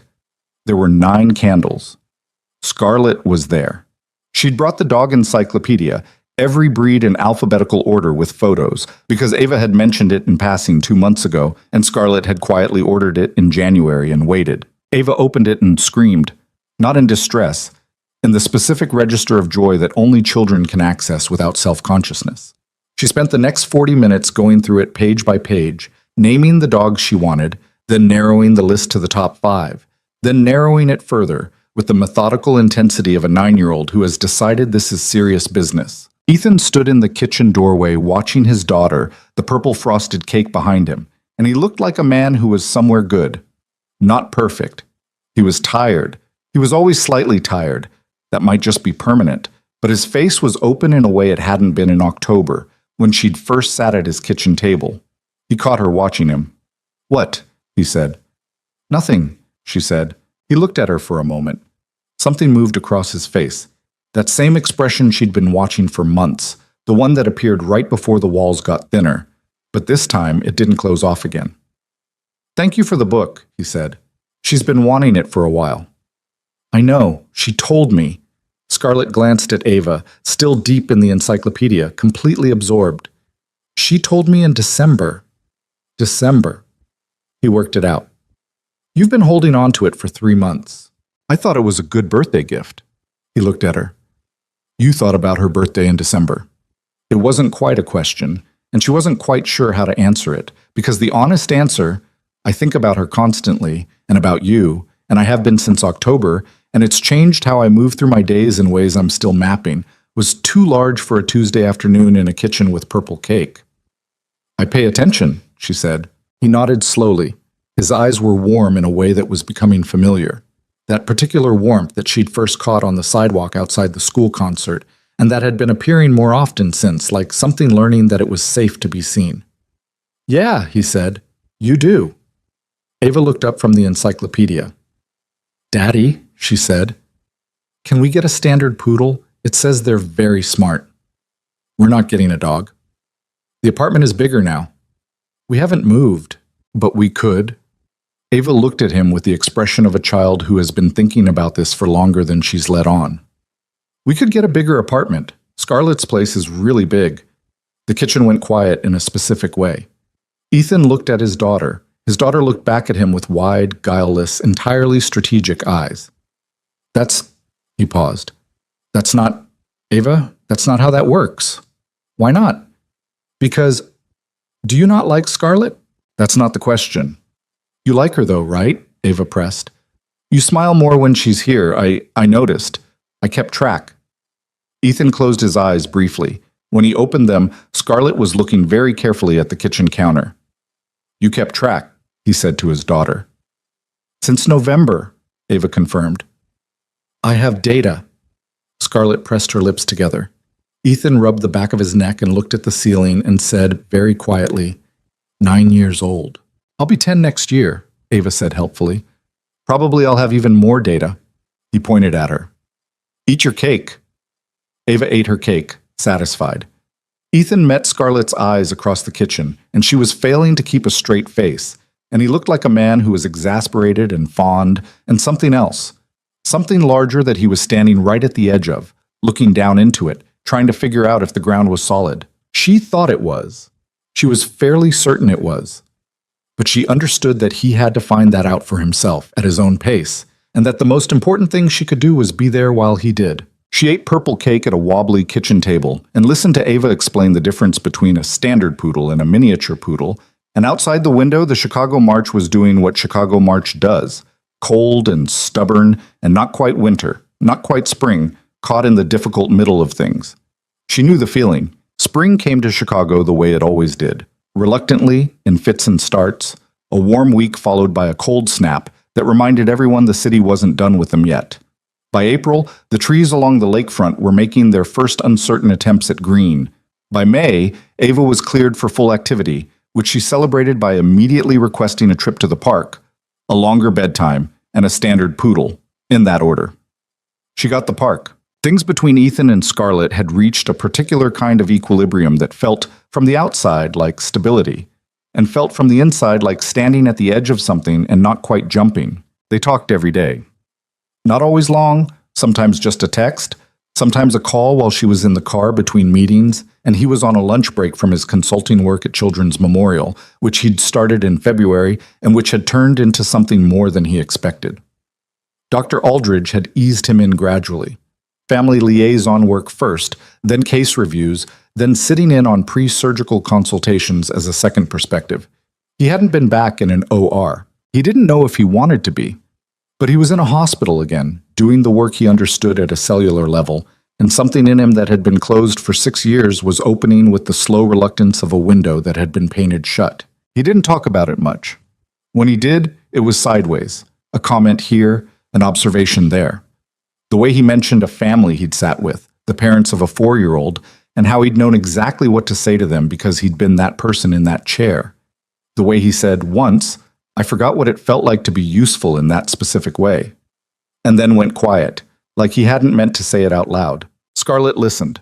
She asked the right questions and didn't ask the wrong ones, and she was getting better at knowing the difference. What she was not getting better at was the space between them, not the practical space that had nearly disappeared. She was at the apartment several times a week.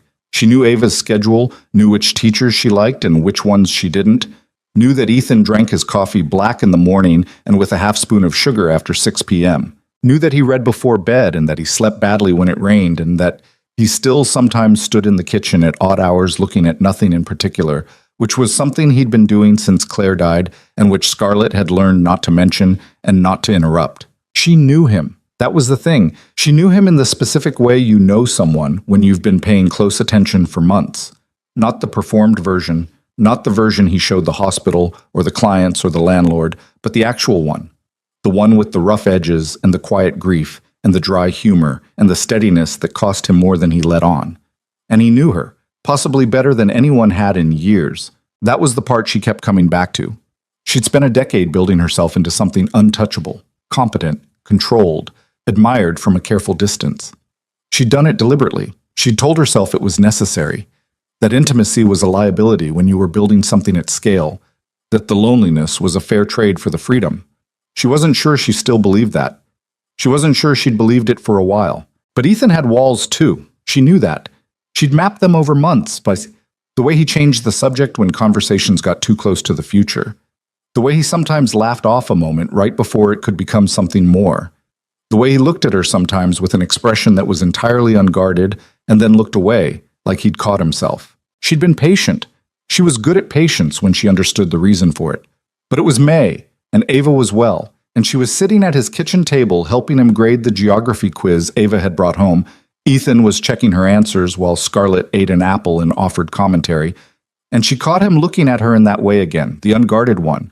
And this time when he looked away, she felt something that wasn't quite frustration but wasn't patience either. She was tired of standing at the edge. What she didn't know, what she couldn't see, was that Ethan was having a version of the same argument with himself, and had been for weeks, and that it was getting louder. The thing about grief, which Ethan understood from the inside in a way he could never fully explain to someone who hadn't lived it, was that it didn't end. It didn't one day conclude and leave you free. It changed, became manageable, became something you carried rather than something that carried you. But it was always there. And the specific fear that came with it, the fear of loving something you could lose, was not something that logic addressed. You could know, intellectually, that refusing to feel things didn't protect you from losing them. You could know it and still flinch away from the edge. He'd been flinching for months. He was aware of it. More aware than he'd admit. He'd been aware of it since December, if he was honest, since the night she'd reached for his hand on the couch and he'd held it, and then spent the next 3 days finding reasons to be busy.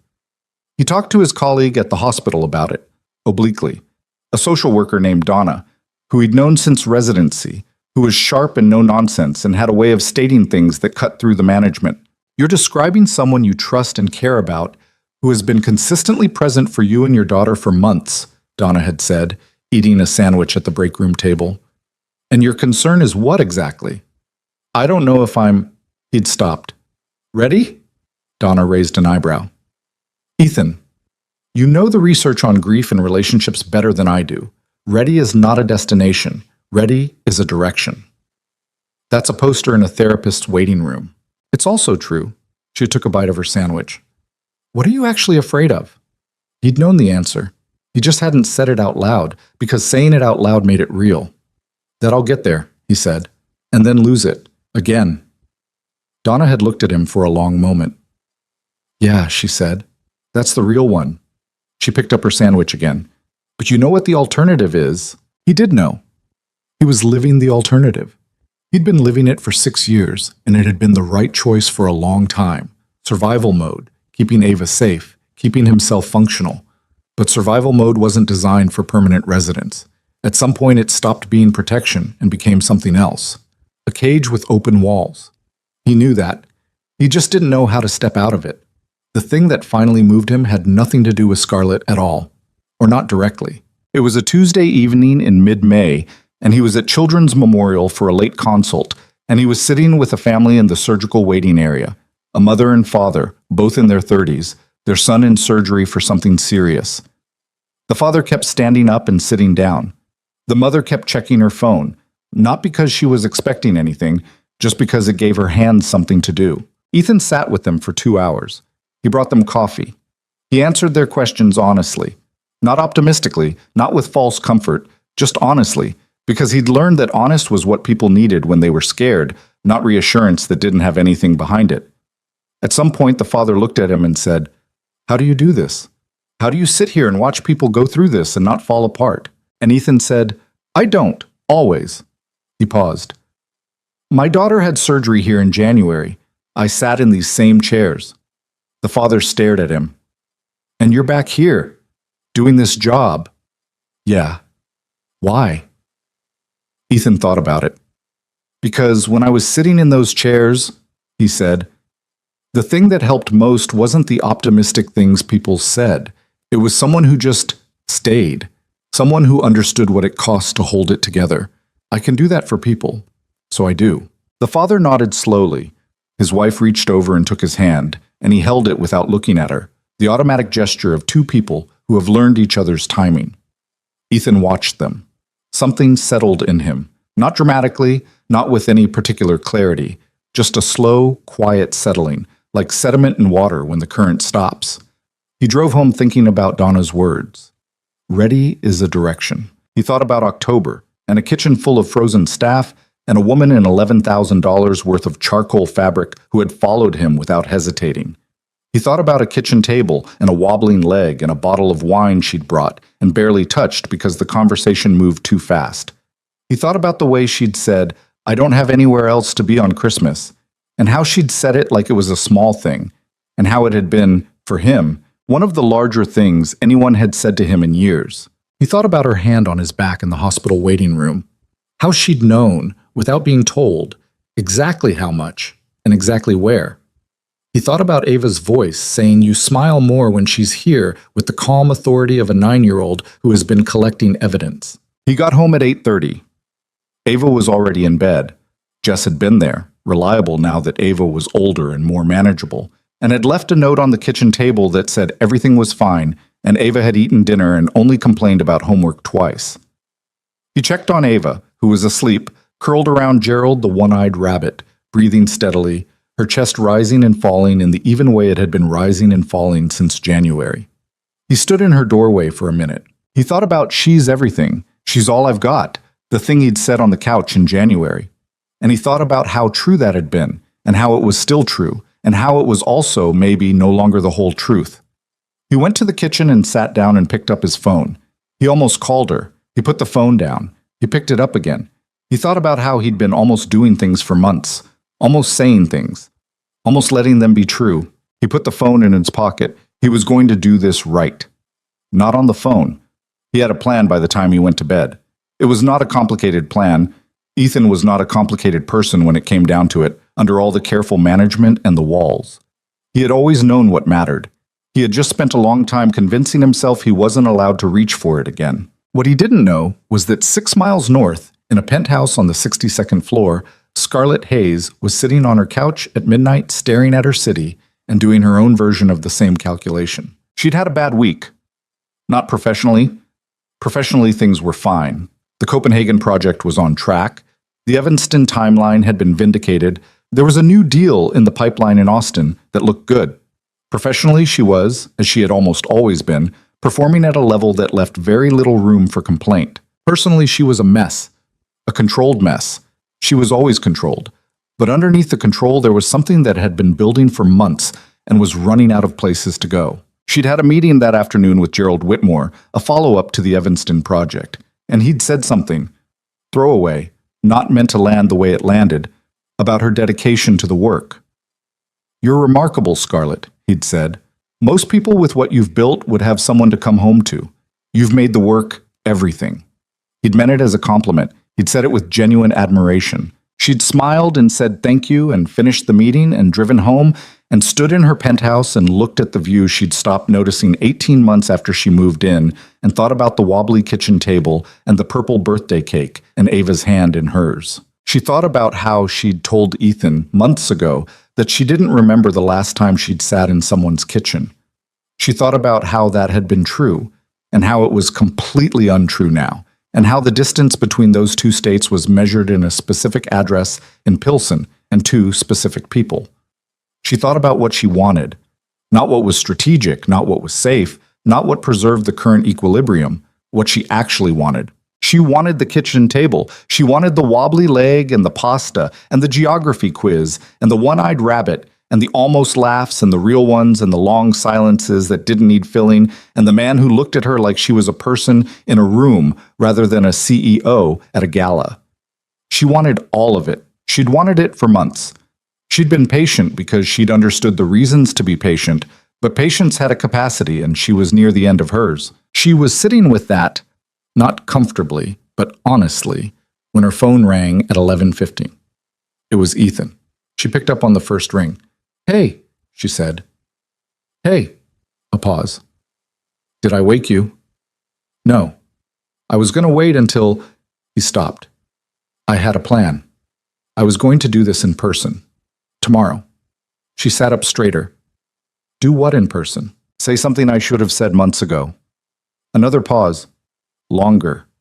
She could hear him breathing and the ambient sound of the apartment, and somewhere in the background the small sounds of a building at night. "Ethan." "I know." He exhaled. You know what I've been doing. You've been watching me do it." "Yes." "I keep almost, and then I don't. And I know why I don't. And I know it's not a good enough reason anymore." He paused. "Donna. She's a social worker at the hospital. She said something to me a while back. She said ready isn't a destination, it's a direction." Scarlett didn't say anything. She let him have the space. "I'm not going to pretend I'm not scared," he said. "I am. I'm going to be scared probably for a while. That's just the reality." A breath. "But I'm tired of letting scared run the thing." Her chest was doing something. She pressed her free hand flat on the couch cushion, the same way she'd pressed it against the hospital wall in January. "Ethan, let me finish." He said it gently. "I need to finish this or I'm going to talk myself out of it." She stopped. "I don't know exactly what this is," he said, "what we are. I know what I'd like it to be. I know that you are—" He stopped again, and she could hear him working through it, not performing the difficulty, actually in it. "You are the first person in 6 years who has made me feel like I'm allowed to want something for myself. Not just for Ava, not just to survive. Something for me." His voice was rougher at the edges. "And I have been standing at the edge of that and not jumping because I know what it costs when you lose something that matters. And I am not done being afraid of that. But I am done using it as an excuse to stay still." The city glittered outside her windows. 62 floors of nothing between her and the dark. "I don't have anything poetic to say," he continued. That's not who I am. A pause. "I just wanted you to know where I'm standing, what I want, He was quiet for a moment. Even if it's the middle of the night on the phone and I had a completely different plan for this. Scarlett looked at the city for a long moment. She thought about 10 years ago, a wet trail, a head injury, a stranger who stayed until help arrived and then walked away without leaving his name. She thought about a kitchen in a gala hotel and the particular certainty of a man who knew what mattered. She thought about months of wobbly tables and geography puzzles and almost laughs becoming real ones. "Ethan," she said. "Yeah. I've been standing at the same edge for months." Silence. "I know you know that," she said, "but I wanted to say it out loud." He was quiet for a moment. Then, "You could have said it. So could you." A beat. Then he made the sound, the real laugh, short and warm and surprised, the one she'd been counting. "Yeah," he said. "Fair." "I'm coming over tomorrow," she said. "We'll do your plan." "My plan was just, I was going to say what I said, probably badly." "You did fine." "I had 3 index cards prepared." She blinked. "Index cards. I'm thorough." "Ethan Cole." She pressed her lips together. "You prepared index cards. They're in my pocket right now." She laughed. A real one, surprised and genuine, the kind she didn't often let out without editing it first. He laughed too on the other end of the line, and for a moment they were just 2 people laughing in the dark, which was its own kind of answer to everything. She came over the next morning. She brought the bagels from 18th Street. Ava was at school. Ethan opened the door and he looked like himself. Unshaved, in a flannel shirt, slightly tired, completely present. And she stood in the doorway for a moment and looked at him and he looked at her. And then neither of them said anything because words had already been used up and what was left didn't need them. She stepped in. He closed the door. They sat at the kitchen table, the wobbly one, the cardboard shimmed one, the one she'd been sitting at since November. And they talked for 2 hours. Not about plans or logistics or what happened next, just talked. The way they'd been building toward for months, without the careful management, without the things they'd been leaving unsaid, cluttering up the space between the things they were saying. He told her what he'd felt in October, the night she'd stayed at the hospital, when she'd sat down 2 seats away from a stranger and didn't leave. He said it simply. "I didn't know what to do with someone who just stayed." She told him what she'd felt in the car on the way home from her first visit, looking up at the 3rd-floor windows, that she'd put her phone face down on the seat and thought about soup on a gas stove and meant it. He showed her the index cards. 3 of them, small, handwritten. The handwriting surprisingly neat. She might have expected a surgeon to have neat handwriting, but it still startled her slightly. The card said, in order, "Tell her you were scared. Tell her you want this. Tell her she changed something." He'd crossed out the 3rd one and written next to it, "She already knows." She looked at the 3rd card for a moment. "Do I?" she asked. "Yeah," he said. "I think so." She thought about October through May. 8 months of sitting in someone's radius and being changed by it. Not transformed, not remade, just shifted. Slightly closer to something true. "Yeah," she agreed. "I do." It wasn't a dramatic morning. Nobody said anything particularly extraordinary. The coffee was good, and the bagels were good, and the kitchen was its usual self. Clean and small and full of Ava's artwork and the geography puzzle, which was finally, completely finished, all 1,000 pieces, pushed to the edge of the table and held together with nothing but friction and hope. What changed was the quality of the air in the room. The thing that had been almost said for months finally said. The door that had been standing slightly open finally walked through. He reached across the table at some point and covered her hand with his. Not the careful way she'd reached for him in the hospital, but easily, naturally, like a thing that didn't need explaining. And she turned her hand over and held it, and they stayed like that while they talked about nothing in particular. And the May light came through the kitchen window, and outside the city made its noise. It was not perfect. It would not be perfect. Ethan was still a man who would sometimes stand in the kitchen at odd hours looking at nothing. And Scarlett was still a woman who would sometimes move faster than people wanted and fix things without asking. He would still have bad nights, the rain-sleeping kind. She would still take calls during dinner sometimes and hate herself for it afterward. Ava would continue to be 9 years old in all the ways that 9 years old means, which included a data collection habit that neither of them had figured out how to discourage. None of that was going to disappear. But the distance was gone, The managed, careful, protected distance that they'd both been maintaining, gone. And what was left without it was something that neither of them had a practiced word for, because neither of them had been here before. Not quite.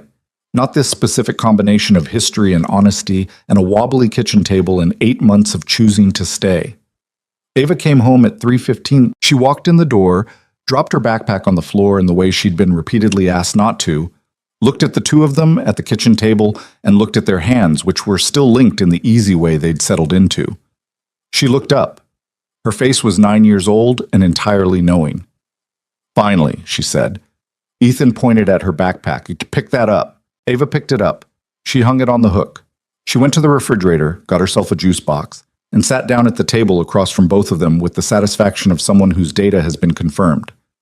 "I told Destiny at school that this was going to happen," she said. "You told Ava you can't go around telling people." She didn't believe me. Ava stabbed her juice box straw through the foil top. "I owe her $1. You made a bet?" Ethan stared at his daughter. About us. You made a bet." "I bet that it would happen before summer." She looked at the calendar on the wall. "It's May. I win." Scarlett put her free hand over her mouth. "This is not funny," Ethan said to Scarlett. "It's a little funny," Scarlett said. Ava drank her juice with the composure of a person who has no regrets. What came after that was not a single moment, but a season. May into June, the city finally committing to warm, the lakefront filling back up with joggers and cyclists and people who'd been inside since November waiting for permission to be outside again. Ava finished 3rd grade with a report card that Ethan looked at with the specific face he made when something was better than he'd expected, but he didn't want to make a big deal of it, then made a big deal of it. Scarlett started rearranging her Tuesdays. Not all of them. She had a company to run. She had meetings in Copenhagen and calls with the Austin team and the Evanston project, hitting a milestone in June that required her full attention for 2 solid weeks. She wasn't going to pretend she'd turned into someone who canceled everything. But she started leaving earlier, started being home. She thought of it that way now, automatically. The apartment on Pilsen was where she went when she left somewhere, by 6 on Tuesdays, sometimes Thursdays. She started moving the Copenhagen calls to mornings because the evenings mattered more than she'd been willing to admit for most of her adult life. Priya, her assistant, noticed. She didn't say anything, but she noticed. Gerald Whitmore called in June to talk about a new foundation initiative and mentioned, in his way, that Scarlett seemed different. More settled, was what he said. She told him the Evanston project had hit its stride and she felt good about the quarter. He accepted this explanation with the agreeableness of a man who knows when someone doesn't want to be seen. She didn't mind being seen. That was the thing that surprised her. She'd spent so long not wanting it that its absence felt strange, like taking off a coat you'd been wearing so long you'd stop knowing you were cold. Ethan called Dr. Aldridge in June and had a conversation that lasted 40 minutes. He didn't tell Scarlett everything that was said. He told her the shape of it, that Aldridge wanted to talk about a more formal position, something with surgical observation built in, a path back to the OR that was slow and deliberate and with full support. He said Aldridge had used the word whenever, which Ethan seemed to be the word that mattered most. "No deadline," he said. "He said he'd rather wait for me to be ready than rush the process." "Good," Scarlett said. "Donna's going to say she told me so." "She did tell you so." "I know." He paused. "I haven't decided anything yet." "I know. He was quiet for a moment. "I want you to know I'm thinking about it, properly, not just holding it at a distance." She understood what he was actually saying best, that he was letting himself want things again, not just for Ava, for himself. The career he'd set down, the version of himself that had existed before grief, had reorganized everything. "Ethan," she said, "it's yours. It always was." He was quiet. She could hear him in the apartment, the background sound of it, Ava's television, the radiator, the street. "I know," he said. And the way he said it was different from how he'd said things like that in the fall. Less like he was informing her, more like he was agreeing with her. Like he'd arrived at the same place from the inside and found her there. The night it rained in late June was the night that Scarlett finally understood what he'd meant in October. When he'd said I had more reason not to freeze. She'd thought she understood it then. She'd been wrong about how deep it went. It was a Thursday. A storm had been building all day. The kind of Chicago summer storm that starts as humidity and pressure and ends as something that rattles windows. By 8 in the evening, it was raining hard, the streets running silver under the streetlights, the sound of it filling up the apartment. Ava was asleep. Ethan was in the kitchen, standing at the window, looking at the rain. He did this sometimes. The kitchen, the odd hours, the looking at nothing. Scarlett knew better than to interrupt it, but she also knew better than to leave him entirely alone in it. She came into the kitchen and got a glass of water and stood at the counter, not next to him, just in the same room, doing a thing of her own. She checked something on her phone. She set it down. She looked at the rain. After a while, he said, "This is when it's hardest." She didn't ask what he meant. She waited. "When she was sick," he said, "the last year, it rained a lot. I don't know if it actually rained more than normal or if I just noticed it more." He watched the water run down the window. She liked it, actually, the sound of it. She said it was like the city was washing itself. He paused. She said a lot of things like that. She thought in images. Everything was an image. "She sounds like someone I would have liked," Scarlett said. "Yeah." He turned from the window. His face was open in the way it got when he wasn't managing it, when it was just him, unmediated. "She would have liked you. I said that in December and I meant it." Scarlett looked at him. "I don't compare," he said. "I want to be clear about that. What this is," he gestured between them, an uncharacteristically imprecise gesture from a man who is usually precise. "It's not a replacement for anything. It's its own thing. I need you to know that." "I know that," she said. "I needed to say it anyway." "Okay." He looked at the rain again. "She'd have given me a hard time," he said, "for taking this long." Scarlett smiled, small and real. "Ava gave you a hard time." "Ava gave me data." He turned back. Claire would have just said. He paused, and she could see him hearing it, whatever it was, the thing Claire would have said. Something wry and true and without filter. She would have said, "Stop waiting for permission." The rain hit the window. The city washed itself. Scarlett crossed the kitchen. Not quickly, not dramatically, just walked across the kitchen and stopped in front of him, close enough that she had to look up slightly, and she put her hand on the side of his face the way you touch something you've been careful with for a long time and have finally decided to stop being careful with. He looked at her. His hand came up and covered hers, warm and steady, the hands that remembered things. "Stop waiting for permission," she said, and he kissed her. It was not the movies. There was no particular music from the rain, no choreography. She was in her work clothes from a meeting she'd had at 3, and her blazer was over a kitchen chair and her hair wasn't perfect. He was in his flannel shirt, and he needed a haircut, and the kitchen was its usual self behind them, the unfinished coffee cups and the leftover dinner and Ava's homework on the table. It was just 2 people in a kitchen in the rain, finally. And it was enough. It was more than enough. It was the kind of thing that doesn't need anything added to it, because it is already complete. They stood there for a while after, his forehead against hers, her hand still at the side of his face. The rain kept going. Somewhere down the hall, Ava slept.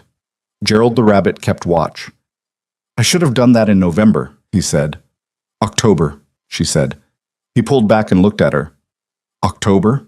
"The kitchen, in the hotel." She held his gaze. "When you told me to follow you, I think that's when it started." He looked at her for a long moment. Something moved across his face that she'd been watching for months and that now had enough room to finish its movement. "Yeah," he said. "Me too." The summer was the best one Ethan could remember in years, and he was honest enough with himself to know why. It wasn't that things were easy. Easy was never really the point, and he'd stopped expecting it somewhere around the time he was 30 and learning that the universe had no particular obligation to be fair. What the summer was, specifically, was full. Full in the way that his life had not been full for a long time. Not just occupied, not just running from one thing to the next, but actually inhabited. Days that had weight to them, evenings that he wasn't just surviving. Ava had a good summer. That was the foundation of everything else. After January, after 6 years of monitoring and appointments and the specific anxiety of raising a child whose heart you couldn't entirely trust, she was cleared in June for full activity. Normal activity. The cardiac surgeon's words were precise, and Ethan had written them down in the small notebook he kept in his jacket pocket. The repair is holding well. The function is normal. She should live like a regular kid. He'd read those words 4 times in the parking garage before he could start the car. She lived like a regular kid. She went to the community pool with her friend Destiny and stayed for 3 hours and came back sunburned and exhausted and deeply pleased with herself. She went to a birthday party that involved a bounce house and participated with an enthusiasm that made Ethan stand at the edge of the yard with a lemonade and feel something he hadn't felt in a long time, which was simply grateful without the fear underneath it. She asked about the dog 17 times between June and August. Each time, Ethan said they'd see. Each time, Ava cataloged his response with the patience of someone playing a long game. Scarlett was there for most of it. Not all. She still had a company, still had Copenhagen and Austin and the Evanston project reaching its operational phase in July, still had board meetings and investor calls and the particular demands of being the person whose name was on everything. She didn't pretend otherwise, and Ethan didn't ask her to. What she did was show up when she said she would, and when she couldn't, she said so in advance. And those 2 things, consistency and honesty, Ethan had come to understand, the specific currency of trust. Not grand gestures, not declarations, just doing what you said and saying what you'd do. She was getting better at it. She still took calls during dinner occasionally, and still moved faster than she meant to sometimes, and still had the habit of solving problems she hadn't been asked to solve.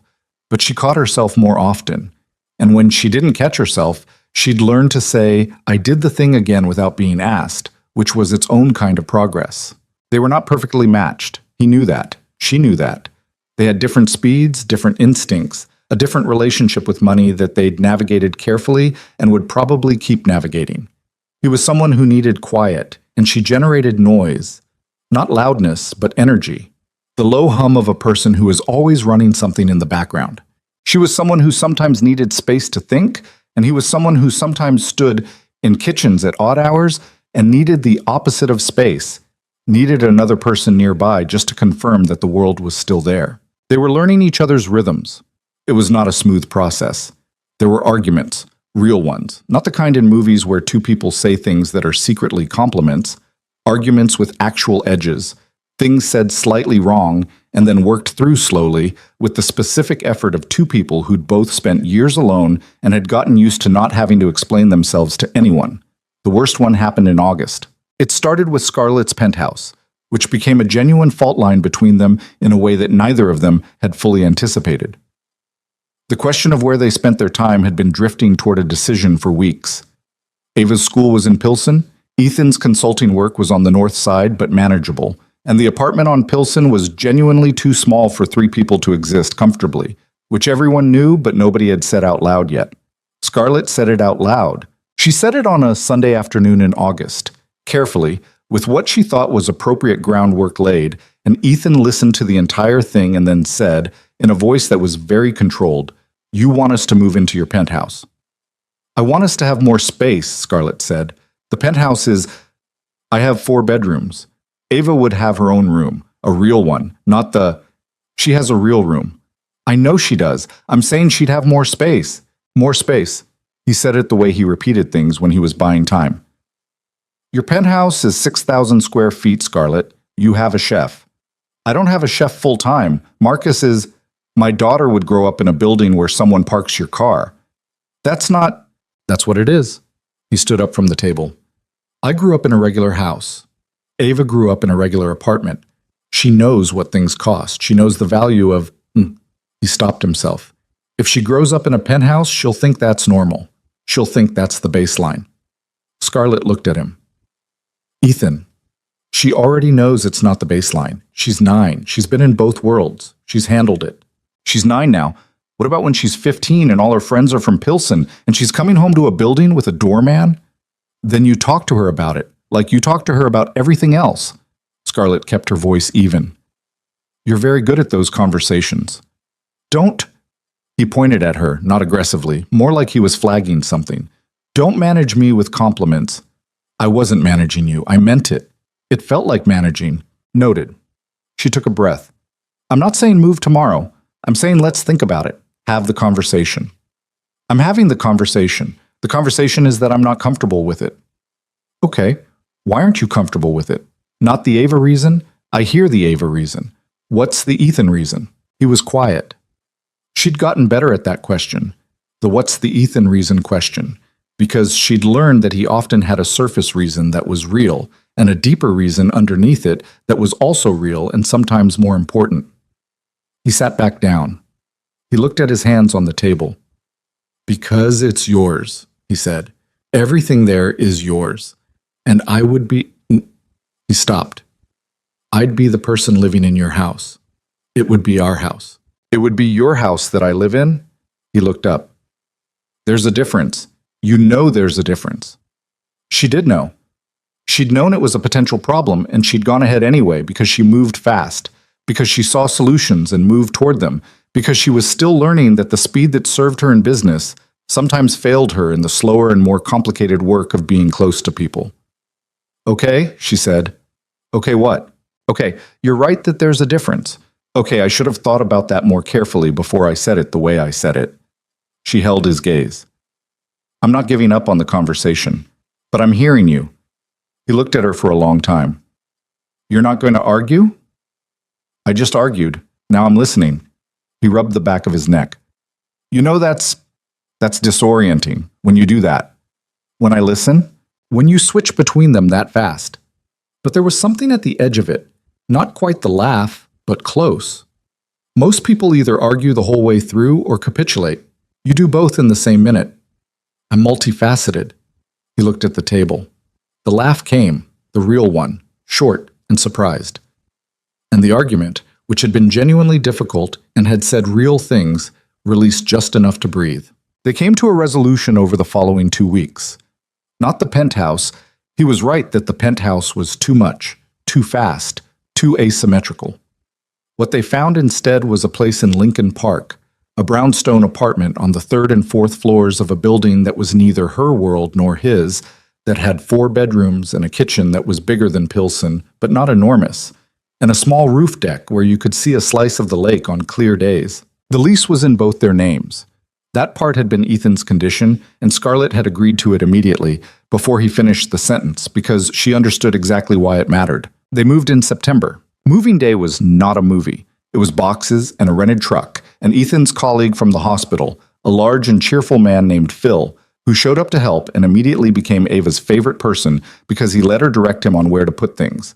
Scarlett's end was handled by professional movers, which Ethan accepted because she had more stuff, and neither of them wanted to spend 3 days doing it by hand, and the compromise was that the movers handled Scarlett's boxes, and Ethan and Phil and Scarlett handled Ethan's, which meant by the end of the afternoon, Ethan and Phil smelled significantly worse than the movers, but Ethan seemed to feel better about the whole enterprise. Ava moved the geography puzzle herself. She carried it in a shoebox, each piece individually wrapped in paper towel, transported with the seriousness of someone moving something fragile and irreplaceable. She set it up on the dining room table before anything else was fully unpacked. "This goes here," she said, with complete authority. Nobody argued. The new apartment took some adjustment, the way all new spaces do. It didn't feel like home for a while. It felt like a rented version of home, which is different. Ethan would reach for the light switch in the wrong place for 3 weeks. Scarlett kept miscalculating how long it took to get to her office from the new address. Ava took to her room immediately and completely, in the way that children adapt to new spaces faster than adults, driven by the logic that a room is primarily defined by what's in it. And she had Gerald and the puzzle and her books, and therefore it was already hers. What made it home, eventually, was not a single moment. It was accumulation. The coffee machine that developed a particular rattle in the mornings. The corner of the kitchen counter where things got stacked before someone dealt with them. The smell of whatever Ethan was cooking on Sunday afternoons drifting through the whole apartment. The sound of Ava doing homework at the dining room table, while Scarlett worked at one end and Ethan read at the other, the 3 of them in the same space, doing different things, not needing to explain why. It became routine, and routine, Scarlett discovered, was something she had spent her adult life treating as a threat, and that was actually, in the right circumstances, with the right people, the best thing there was. Ethan went back to the OR in October, not as the lead surgeon. Dr. Aldridge had been patient about the path, and the path had been deliberate. Months of observation, months of consultation, a surgical assist in September on a case that was within his training, where he'd been explicitly told he was there in a supporting capacity and could step back at any point. He hadn't stepped back. He'd stood at that table and his hands had remembered, the way Scarlett had told him they would, And he'd come home that evening and sat at the kitchen counter, and Scarlett had known from the way he carried himself that something had shifted. She'd poured him a glass of water and put it in front of him without making it into anything. "How was it?" she asked. "Strange," he said. "Good, strange. Still the best kind." He looked up at her. Yeah. In October, he assisted on his first full pediatric cardiac case.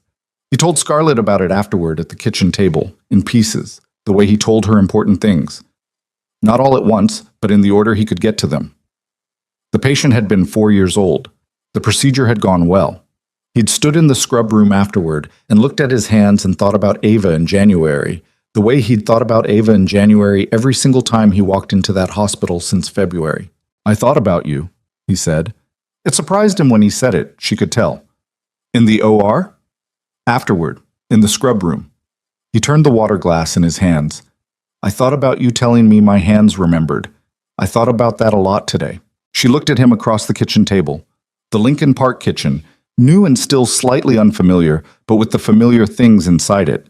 The wobble-less table that Ava had already named Gerald II for reasons no one had fully followed. The drawings that had migrated from the Pilsen refrigerator to the Lincoln Park one. The geography puzzle finally framed and hung in the hallway because Ava had declared it too important to keep doing. "They did remember," she said. "Yeah." He looked at his hands. They did. He was back in the OR twice a week by November. Part-time, still. He was building slowly, the way Aldridge had suggested, the way that felt right rather than the way that looked impressive from the outside. He was not trying to look impressive from the outside. He was trying to rebuild something that was his, at his pace, in a way that he could stand inside without feeling like he was pretending. Scarlett watched him do it. She didn't manage it. She didn't arrange things or make calls or move pieces without telling him. She just watched and listened when he wanted to talk and left him alone when he didn't, and learned, slowly, that the specific support he needed was almost entirely different from the specific support she was instinctively good at providing. That was the hardest thing she'd worked on all year. Not the Evanston project, not the Austin deal that had finally closed in September. The hardest thing was retraining the part of herself that saw problems and moved immediately to solutions. Learning to ask first, to sit with uncertainty instead of resolving it, to trust that another person could find their own way to something without her clearing the path. She didn't always get it right. She had setbacks. There was a Tuesday in November when she'd called Dr. Aldridge's office without telling Ethan to ask about the timeline for his certification renewal, and Ethan had found out and they'd had a version of the August argument, shorter and sharper and with less patience in it because they'd been here before and the repetition was the problem. "I told you," he said. "I told you last time." "I know." "Then why?" "Because I slipped." She said it flat. Not an excuse. "I had a 15-minute gap between calls and I thought of a thing I could do and I did it before I thought about whether I should. That's the reflex. I'm working on the reflex." "You've been working on it for a year." "I know. I'm slower at some things than others." She held his gaze. "I'm not going to pretend I'll never do it again. I'll probably do it again. What I can tell you is that I'll keep trying to catch it sooner." He looked at her, frustrated, working through the frustration. "It's my career," he said. "Every time you go around me on something at that hospital, it's my professional reputation on the line." "I understand that. I need you to actually understand it, not just say you do." She thought about it for a moment. Thought about what it would feel like to have someone making calls about Hayes Energy without her knowledge, decisions about her company, her board relationships, her professional standing, the thing she'd spent a decade building that was entirely hers. "Yeah," she said. "Okay. I actually understand it." He nodded. Something shifted. "I'm going to keep calling you out," he said, Effie, "every time." "Good." She meant it.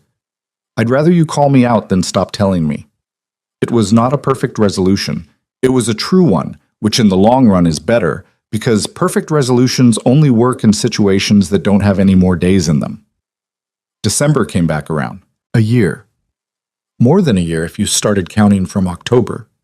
From the night in the gala kitchen, the EpiPen, and the steady hands, and the man who told a billionaire CEO to stay quiet and follow him. It didn't feel like a year. Felt like both longer and shorter than that, which is what happens when time is full of things that matter. Ava's second winter in her repaired heart was different from every winter before it. She got a cold in December and recovered from it in 4 days, which would previously have sent Ethan into a week of careful monitoring. This time he monitored for 2 days and then accepted the cardiologist's confirmation that she was fine. He accepted it. That was the difference. Not that the fear was gone, but that it no longer governed everything.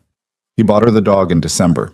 He'd planned it as a Christmas gift, a standard poodle puppy from a reputable breeder in Evanston, already named Newton by Ava before she'd even met him, because she'd done research and standard poodles were historically the smartest dogs and she intended to teach him things. Ethan had arranged it quietly, paid for it himself, and told Scarlett 3 days before because he couldn't hold the secret any longer, and also because Scarlett's reaction, her face doing something she didn't mean to let happen, something warm and unguarded, was worth telling early. "You're getting her the dog," Scarlett said. "We have the space now." "Ethan," she looked at him. "You're getting her the dog. Don't make it, you're a good dad." She said it simply, directly, the way he said true things. "You're a really good dad." He looked at the counter, cleared his throat. "It's a dog," he said. "It's not just a dog and you know it." He didn't argue. He knew. Newton arrived on December 22nd, a small black poodle puppy with disproportionate ears and an immediate conviction that the world existed for his benefit. Ava received him with a solemnity that lasted approximately 30 seconds before dissolving into the specific chaos of a child and a puppy encountering each other for the first time. They ended up on the living room floor together, Ava laughing in the full-body way she laughed when she'd entirely forgotten herself, Newton climbing on her with complete disregard for personal space. Ethan stood in the kitchen doorway with a coffee mug and watched his daughter. Scarlett stood beside him. She'd been making breakfast. She cooked now, occasionally. Not well, but with effort, which Ethan had told her was the only thing that actually mattered. And she had flour on her sleeve from something that had not gone the way she'd intended, and she was watching Ava on the floor with Newton, and she was thinking about October 14 months ago, the hotel kitchen, the man who'd told her to follow him and had no idea what he was asking her to follow him into. She was thinking about how she'd spent so long building things that could be measured: revenue, capacity, market share, the square footage of a penthouse, metrics, proof, the kind of evidence that sits in reports and gets presented to boards and tells a clear story about value. She'd been good at that. She was still good at that. But standing in the kitchen doorway of a Lincoln Park brownstone watching a 9-year-old and a puppy on the living room floor, she understood, not for the first time but more completely than before, that the things worth most are almost entirely unquantifiable. The weight of a small hand in yours, the specific quality of a laugh you've learned to recognize across a room, the feeling of being known by someone who has seen you without the blazer and the control and the prepared remarks and hasn't looked away. Ethan felt her looking at him. He looked back. "Thank you," he said. "For the flower disaster?" "For all of it." He looked at Ava, then back at Scarlett. "For staying. All the times you stayed." She thought about hospital waiting rooms and kitchen tables, and a couch on the night before a surgery, a hand turned over in the dark. She thought about index cards in a flannel shirt pocket. She thought about a rainy kitchen in June and a man who had finally stopped waiting for permission. "You stayed too," she said. "I almost didn't." "But you did?" She looked at him. "That's the part that counts." He looked at her for a long moment with the unguarded face she'd been watching open up across 14 months. He leaned over and kissed her temple, simple and quiet, the kind of thing that doesn't announce itself because it doesn't need to. Christmas that year was not elegant. Newton chewed part of a garland. Ava stayed up too late and was unreasonable about it the next morning. Ethan burned the first batch of cookies, and the second batch came out fine, but by then the kitchen smelled like char. Scarlett's mother called from Scottsdale, and the conversation was the particular kind of stilted that it always was, and she ended it feeling the familiar mix of sad and resigned that her family relationships produced in her. And Ethan handed her a cup of coffee afterward without comment, which was exactly the right thing to do. It was a regular Christmas. That was the point.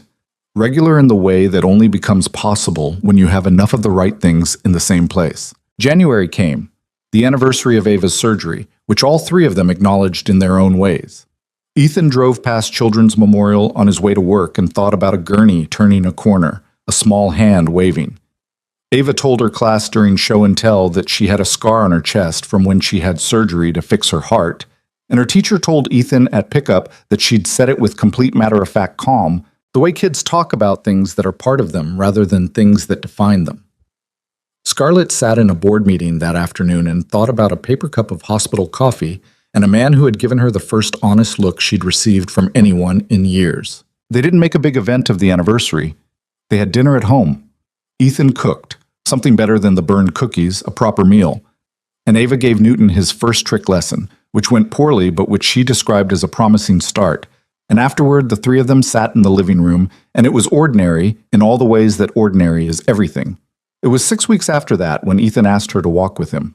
It was a Saturday evening in late February, cold but not brutal. The city in its end-of-winter phase when everything looks a little gray, but the days are starting to lengthen at the edges. He'd asked her, earlier in the day, if she'd take a walk with him in the evening, just the two of them. She'd said yes. She hadn't asked where they were going because she'd learned, with Ethan, to trust the direction even without the destination. Ava was home with Phil, who had become a regular presence in their lives, one of those people who accumulates into a family by showing up consistently and being good company. Newton was with them, which Ava had negotiated at length and which Ethan had agreed to because Phil was large enough that Newton was not a problem. They walked south from the brownstone toward the lake. The city in February at dusk was its own specific thing. The sky going dark blue over the water, the lights of the buildings starting to matter, the cold clean enough to make everything sharp. Scarlett had her hands in her coat pockets, and Ethan had his arm around her shoulders. Their pace matched the way it had gotten matched over months of walking together. He took her to a garden. She recognized it before she understood why. A small park space in a neighborhood she didn't know well, and then she did understand why. Because there were string lights in the bare-branched trees, the kind of low, warm lights that someone had strung through the branches and that swayed slightly in the cold air. It was February, and they looked out of place and completely right at the same time. "What is this?" she said. "Private event rental," he said. I called the parks department." She turned and looked at him. He was looking at her with the fully unguarded face. No management, no careful distance, just Ethan, the actual one, the one she'd been learning since October 14 months ago. "The night at the gala," he said. "When I said follow me." He paused. "I didn't know what I was asking. I just needed someone to move, and you moved." He looked at the lights, then back at her. "And then you kept moving. Toward us. Even when I made it hard." "You didn't make it hard," she said. "You made it real." "There's a difference." He looked at her. Something moved across his face. "I love you," he said. He said it the way he said things that were true, without building to it, without preamble, without the performance of the moment, just the fact of it, placed in the air between them where she could see it clearly. She felt it land, the full weight of it, which was considerable, because this was not a man who said things he didn't mean. And she had known him long enough to know what it cost him to say this particular thing, to put this particular word in front of another person again. "I love you," she said back, also simply, also directly. He looked at her. She could see something in him settle, the specific relaxation of a held breath released, of a thing feared that has turned out to be survivable, more than survivable, the opposite of what fear had told him it would be. And then he reached into his coat pocket. She knew before he did it. She knew the second his hand went into his pocket, and her heart did something involuntary and immediate. "I've had this for 6 weeks," he said. "I kept trying to find the right moment, and then deciding the moment wasn't right, and then talking myself out of it, and then..." He stopped himself. "The index cards again." "Ethan." "I didn't have index cards this time." "I know." She could feel the cold and the string lights and the city around them and his face in front of her, and she was not going to cry, she decided, and then immediately understood that decision was not hers to make. He opened the small box. The ring was simple, not minimal in a designed way. Simple in the way of someone who had thought carefully about what a person actually was, rather than what would photograph well. A clean band, a single stone, unpretentious and honest. It was entirely him. "I'm not going to give you a speech," he said. "You know I had one, and you know I decided against it." "I know." Her voice was not entirely steady. "I'm going to ask you one question." He looked at her, the light swaying slightly in the trees behind him. "Will you be part of this family? Not because we need you, because we want you, because Ava wants you and I want you, and I have wanted you since the night in a hotel kitchen when you stayed even though you didn't have to. She thought about what Gerald Whitmore had said in June. You've made the work everything. She thought about her penthouse and the view she'd stopped noticing. She thought about the first time she'd sat at a wobbly kitchen table and eaten soup, and felt, for the first time in years, like she was somewhere she actually was, rather than somewhere she was passing through. She thought about what she'd been building for 10 years, and what she'd been building for 14 months, and the difference between things you build to be impressive and things you build to live inside. Yes, she said. He put the ring on her hand. His were steady, because they were always steady, because that was who he was.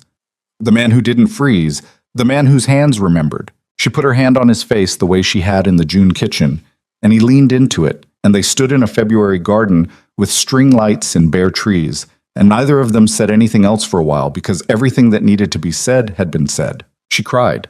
Not neatly. There was nothing neat about it, the cold making it worse, her face doing something she had very little control over. He held her, and she let herself be held, which was a thing she had spent years not knowing how to do and had spent 14 months learning. They walked home through the cold city. Ava was on the couch with Newton and Phil when they came in, and she looked up, and she looked at Scarlett's hand, and her face did something enormous. Is that... She launched off the couch. Newton launched with her. Daddy! Ava! You did it! She was already hugging Scarlett, both arms around her waist, her face pressed against Scarlett's coat. I told Destiny you were going to do it before spring. I told her. Phil raised his hand from the couch. I was also told. Everyone was told, Ethan said. Apparently. I have data, Ava said, muffled against Scarlett's coat. Newton was barking. Not for any particular reason. He was 4 months old and had not yet developed a philosophy about when barking was appropriate. Phil was laughing from the couch. Ethan was standing in the doorway of the brownstone apartment looking at his daughter pressed against the woman he was going to marry, with the expression of a man who has arrived somewhere he didn't know he was going and finds it entirely right. It was not a perfect moment. It was loud, and the dog was barking, and Ava's hair was in Scarlett's face, and Phil was still laughing, and the apartment smelled like whatever they'd made for dinner, and Ethan's coat was still wet from outside, and Scarlett was still crying slightly. The tail end of it, the kind that keeps going past when you've decided to stop. It was entirely real. That was the thing about real moments. They didn't have a camera angle.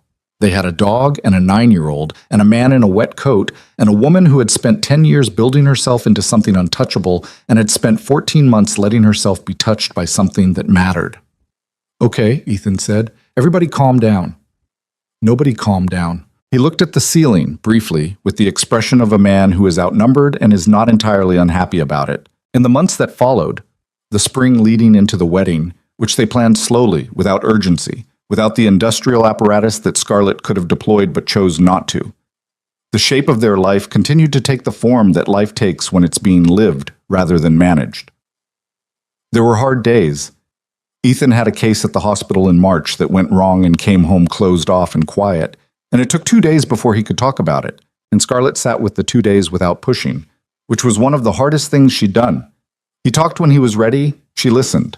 That was the whole thing. Ava had a difficult patch in April, a falling out with Destiny that produced a week of misery and required Ethan to walk the precise line between supporting her and letting her work through it, which he did with the patience of someone who had been learning that line his whole adult life. Scarlett brought her the dog encyclopedia again one evening, and they sat on Ava's bed while Newton attempted to eat the corner of it, and they looked up standard poodles, and Ava explained what had happened with Destiny in pieces, and by the end of the evening, things were not resolved, but they were smaller. They made up a week later, Ava and Destiny, the way kids make up. Completely and without ceremony, the argument simply over. The wedding was in September. Not a gala, not a production. A garden venue in Lincoln Park, small enough that everyone there was someone who actually mattered, large enough that there was room to breathe. Ethan wore a suit that he'd bought himself, that fit him because he'd made the effort, and he looked like what he was. A man who was happy in a way that had been earned rather than given. Ava was the flower girl and took the responsibility with the seriousness it deserved, scattering petals with methodical precision. Gerald the rabbit sitting in the front row, propped against a chair. Phil cried. He was not embarrassed about it. Donna from the hospital came and said to Ethan afterward, in her way, Ready was a direction. You're going to say that forever, he said. Probably, she agreed. Scarlett wore something she'd picked herself this time. Not the charcoal black of the gala, not the armor of someone performing a role.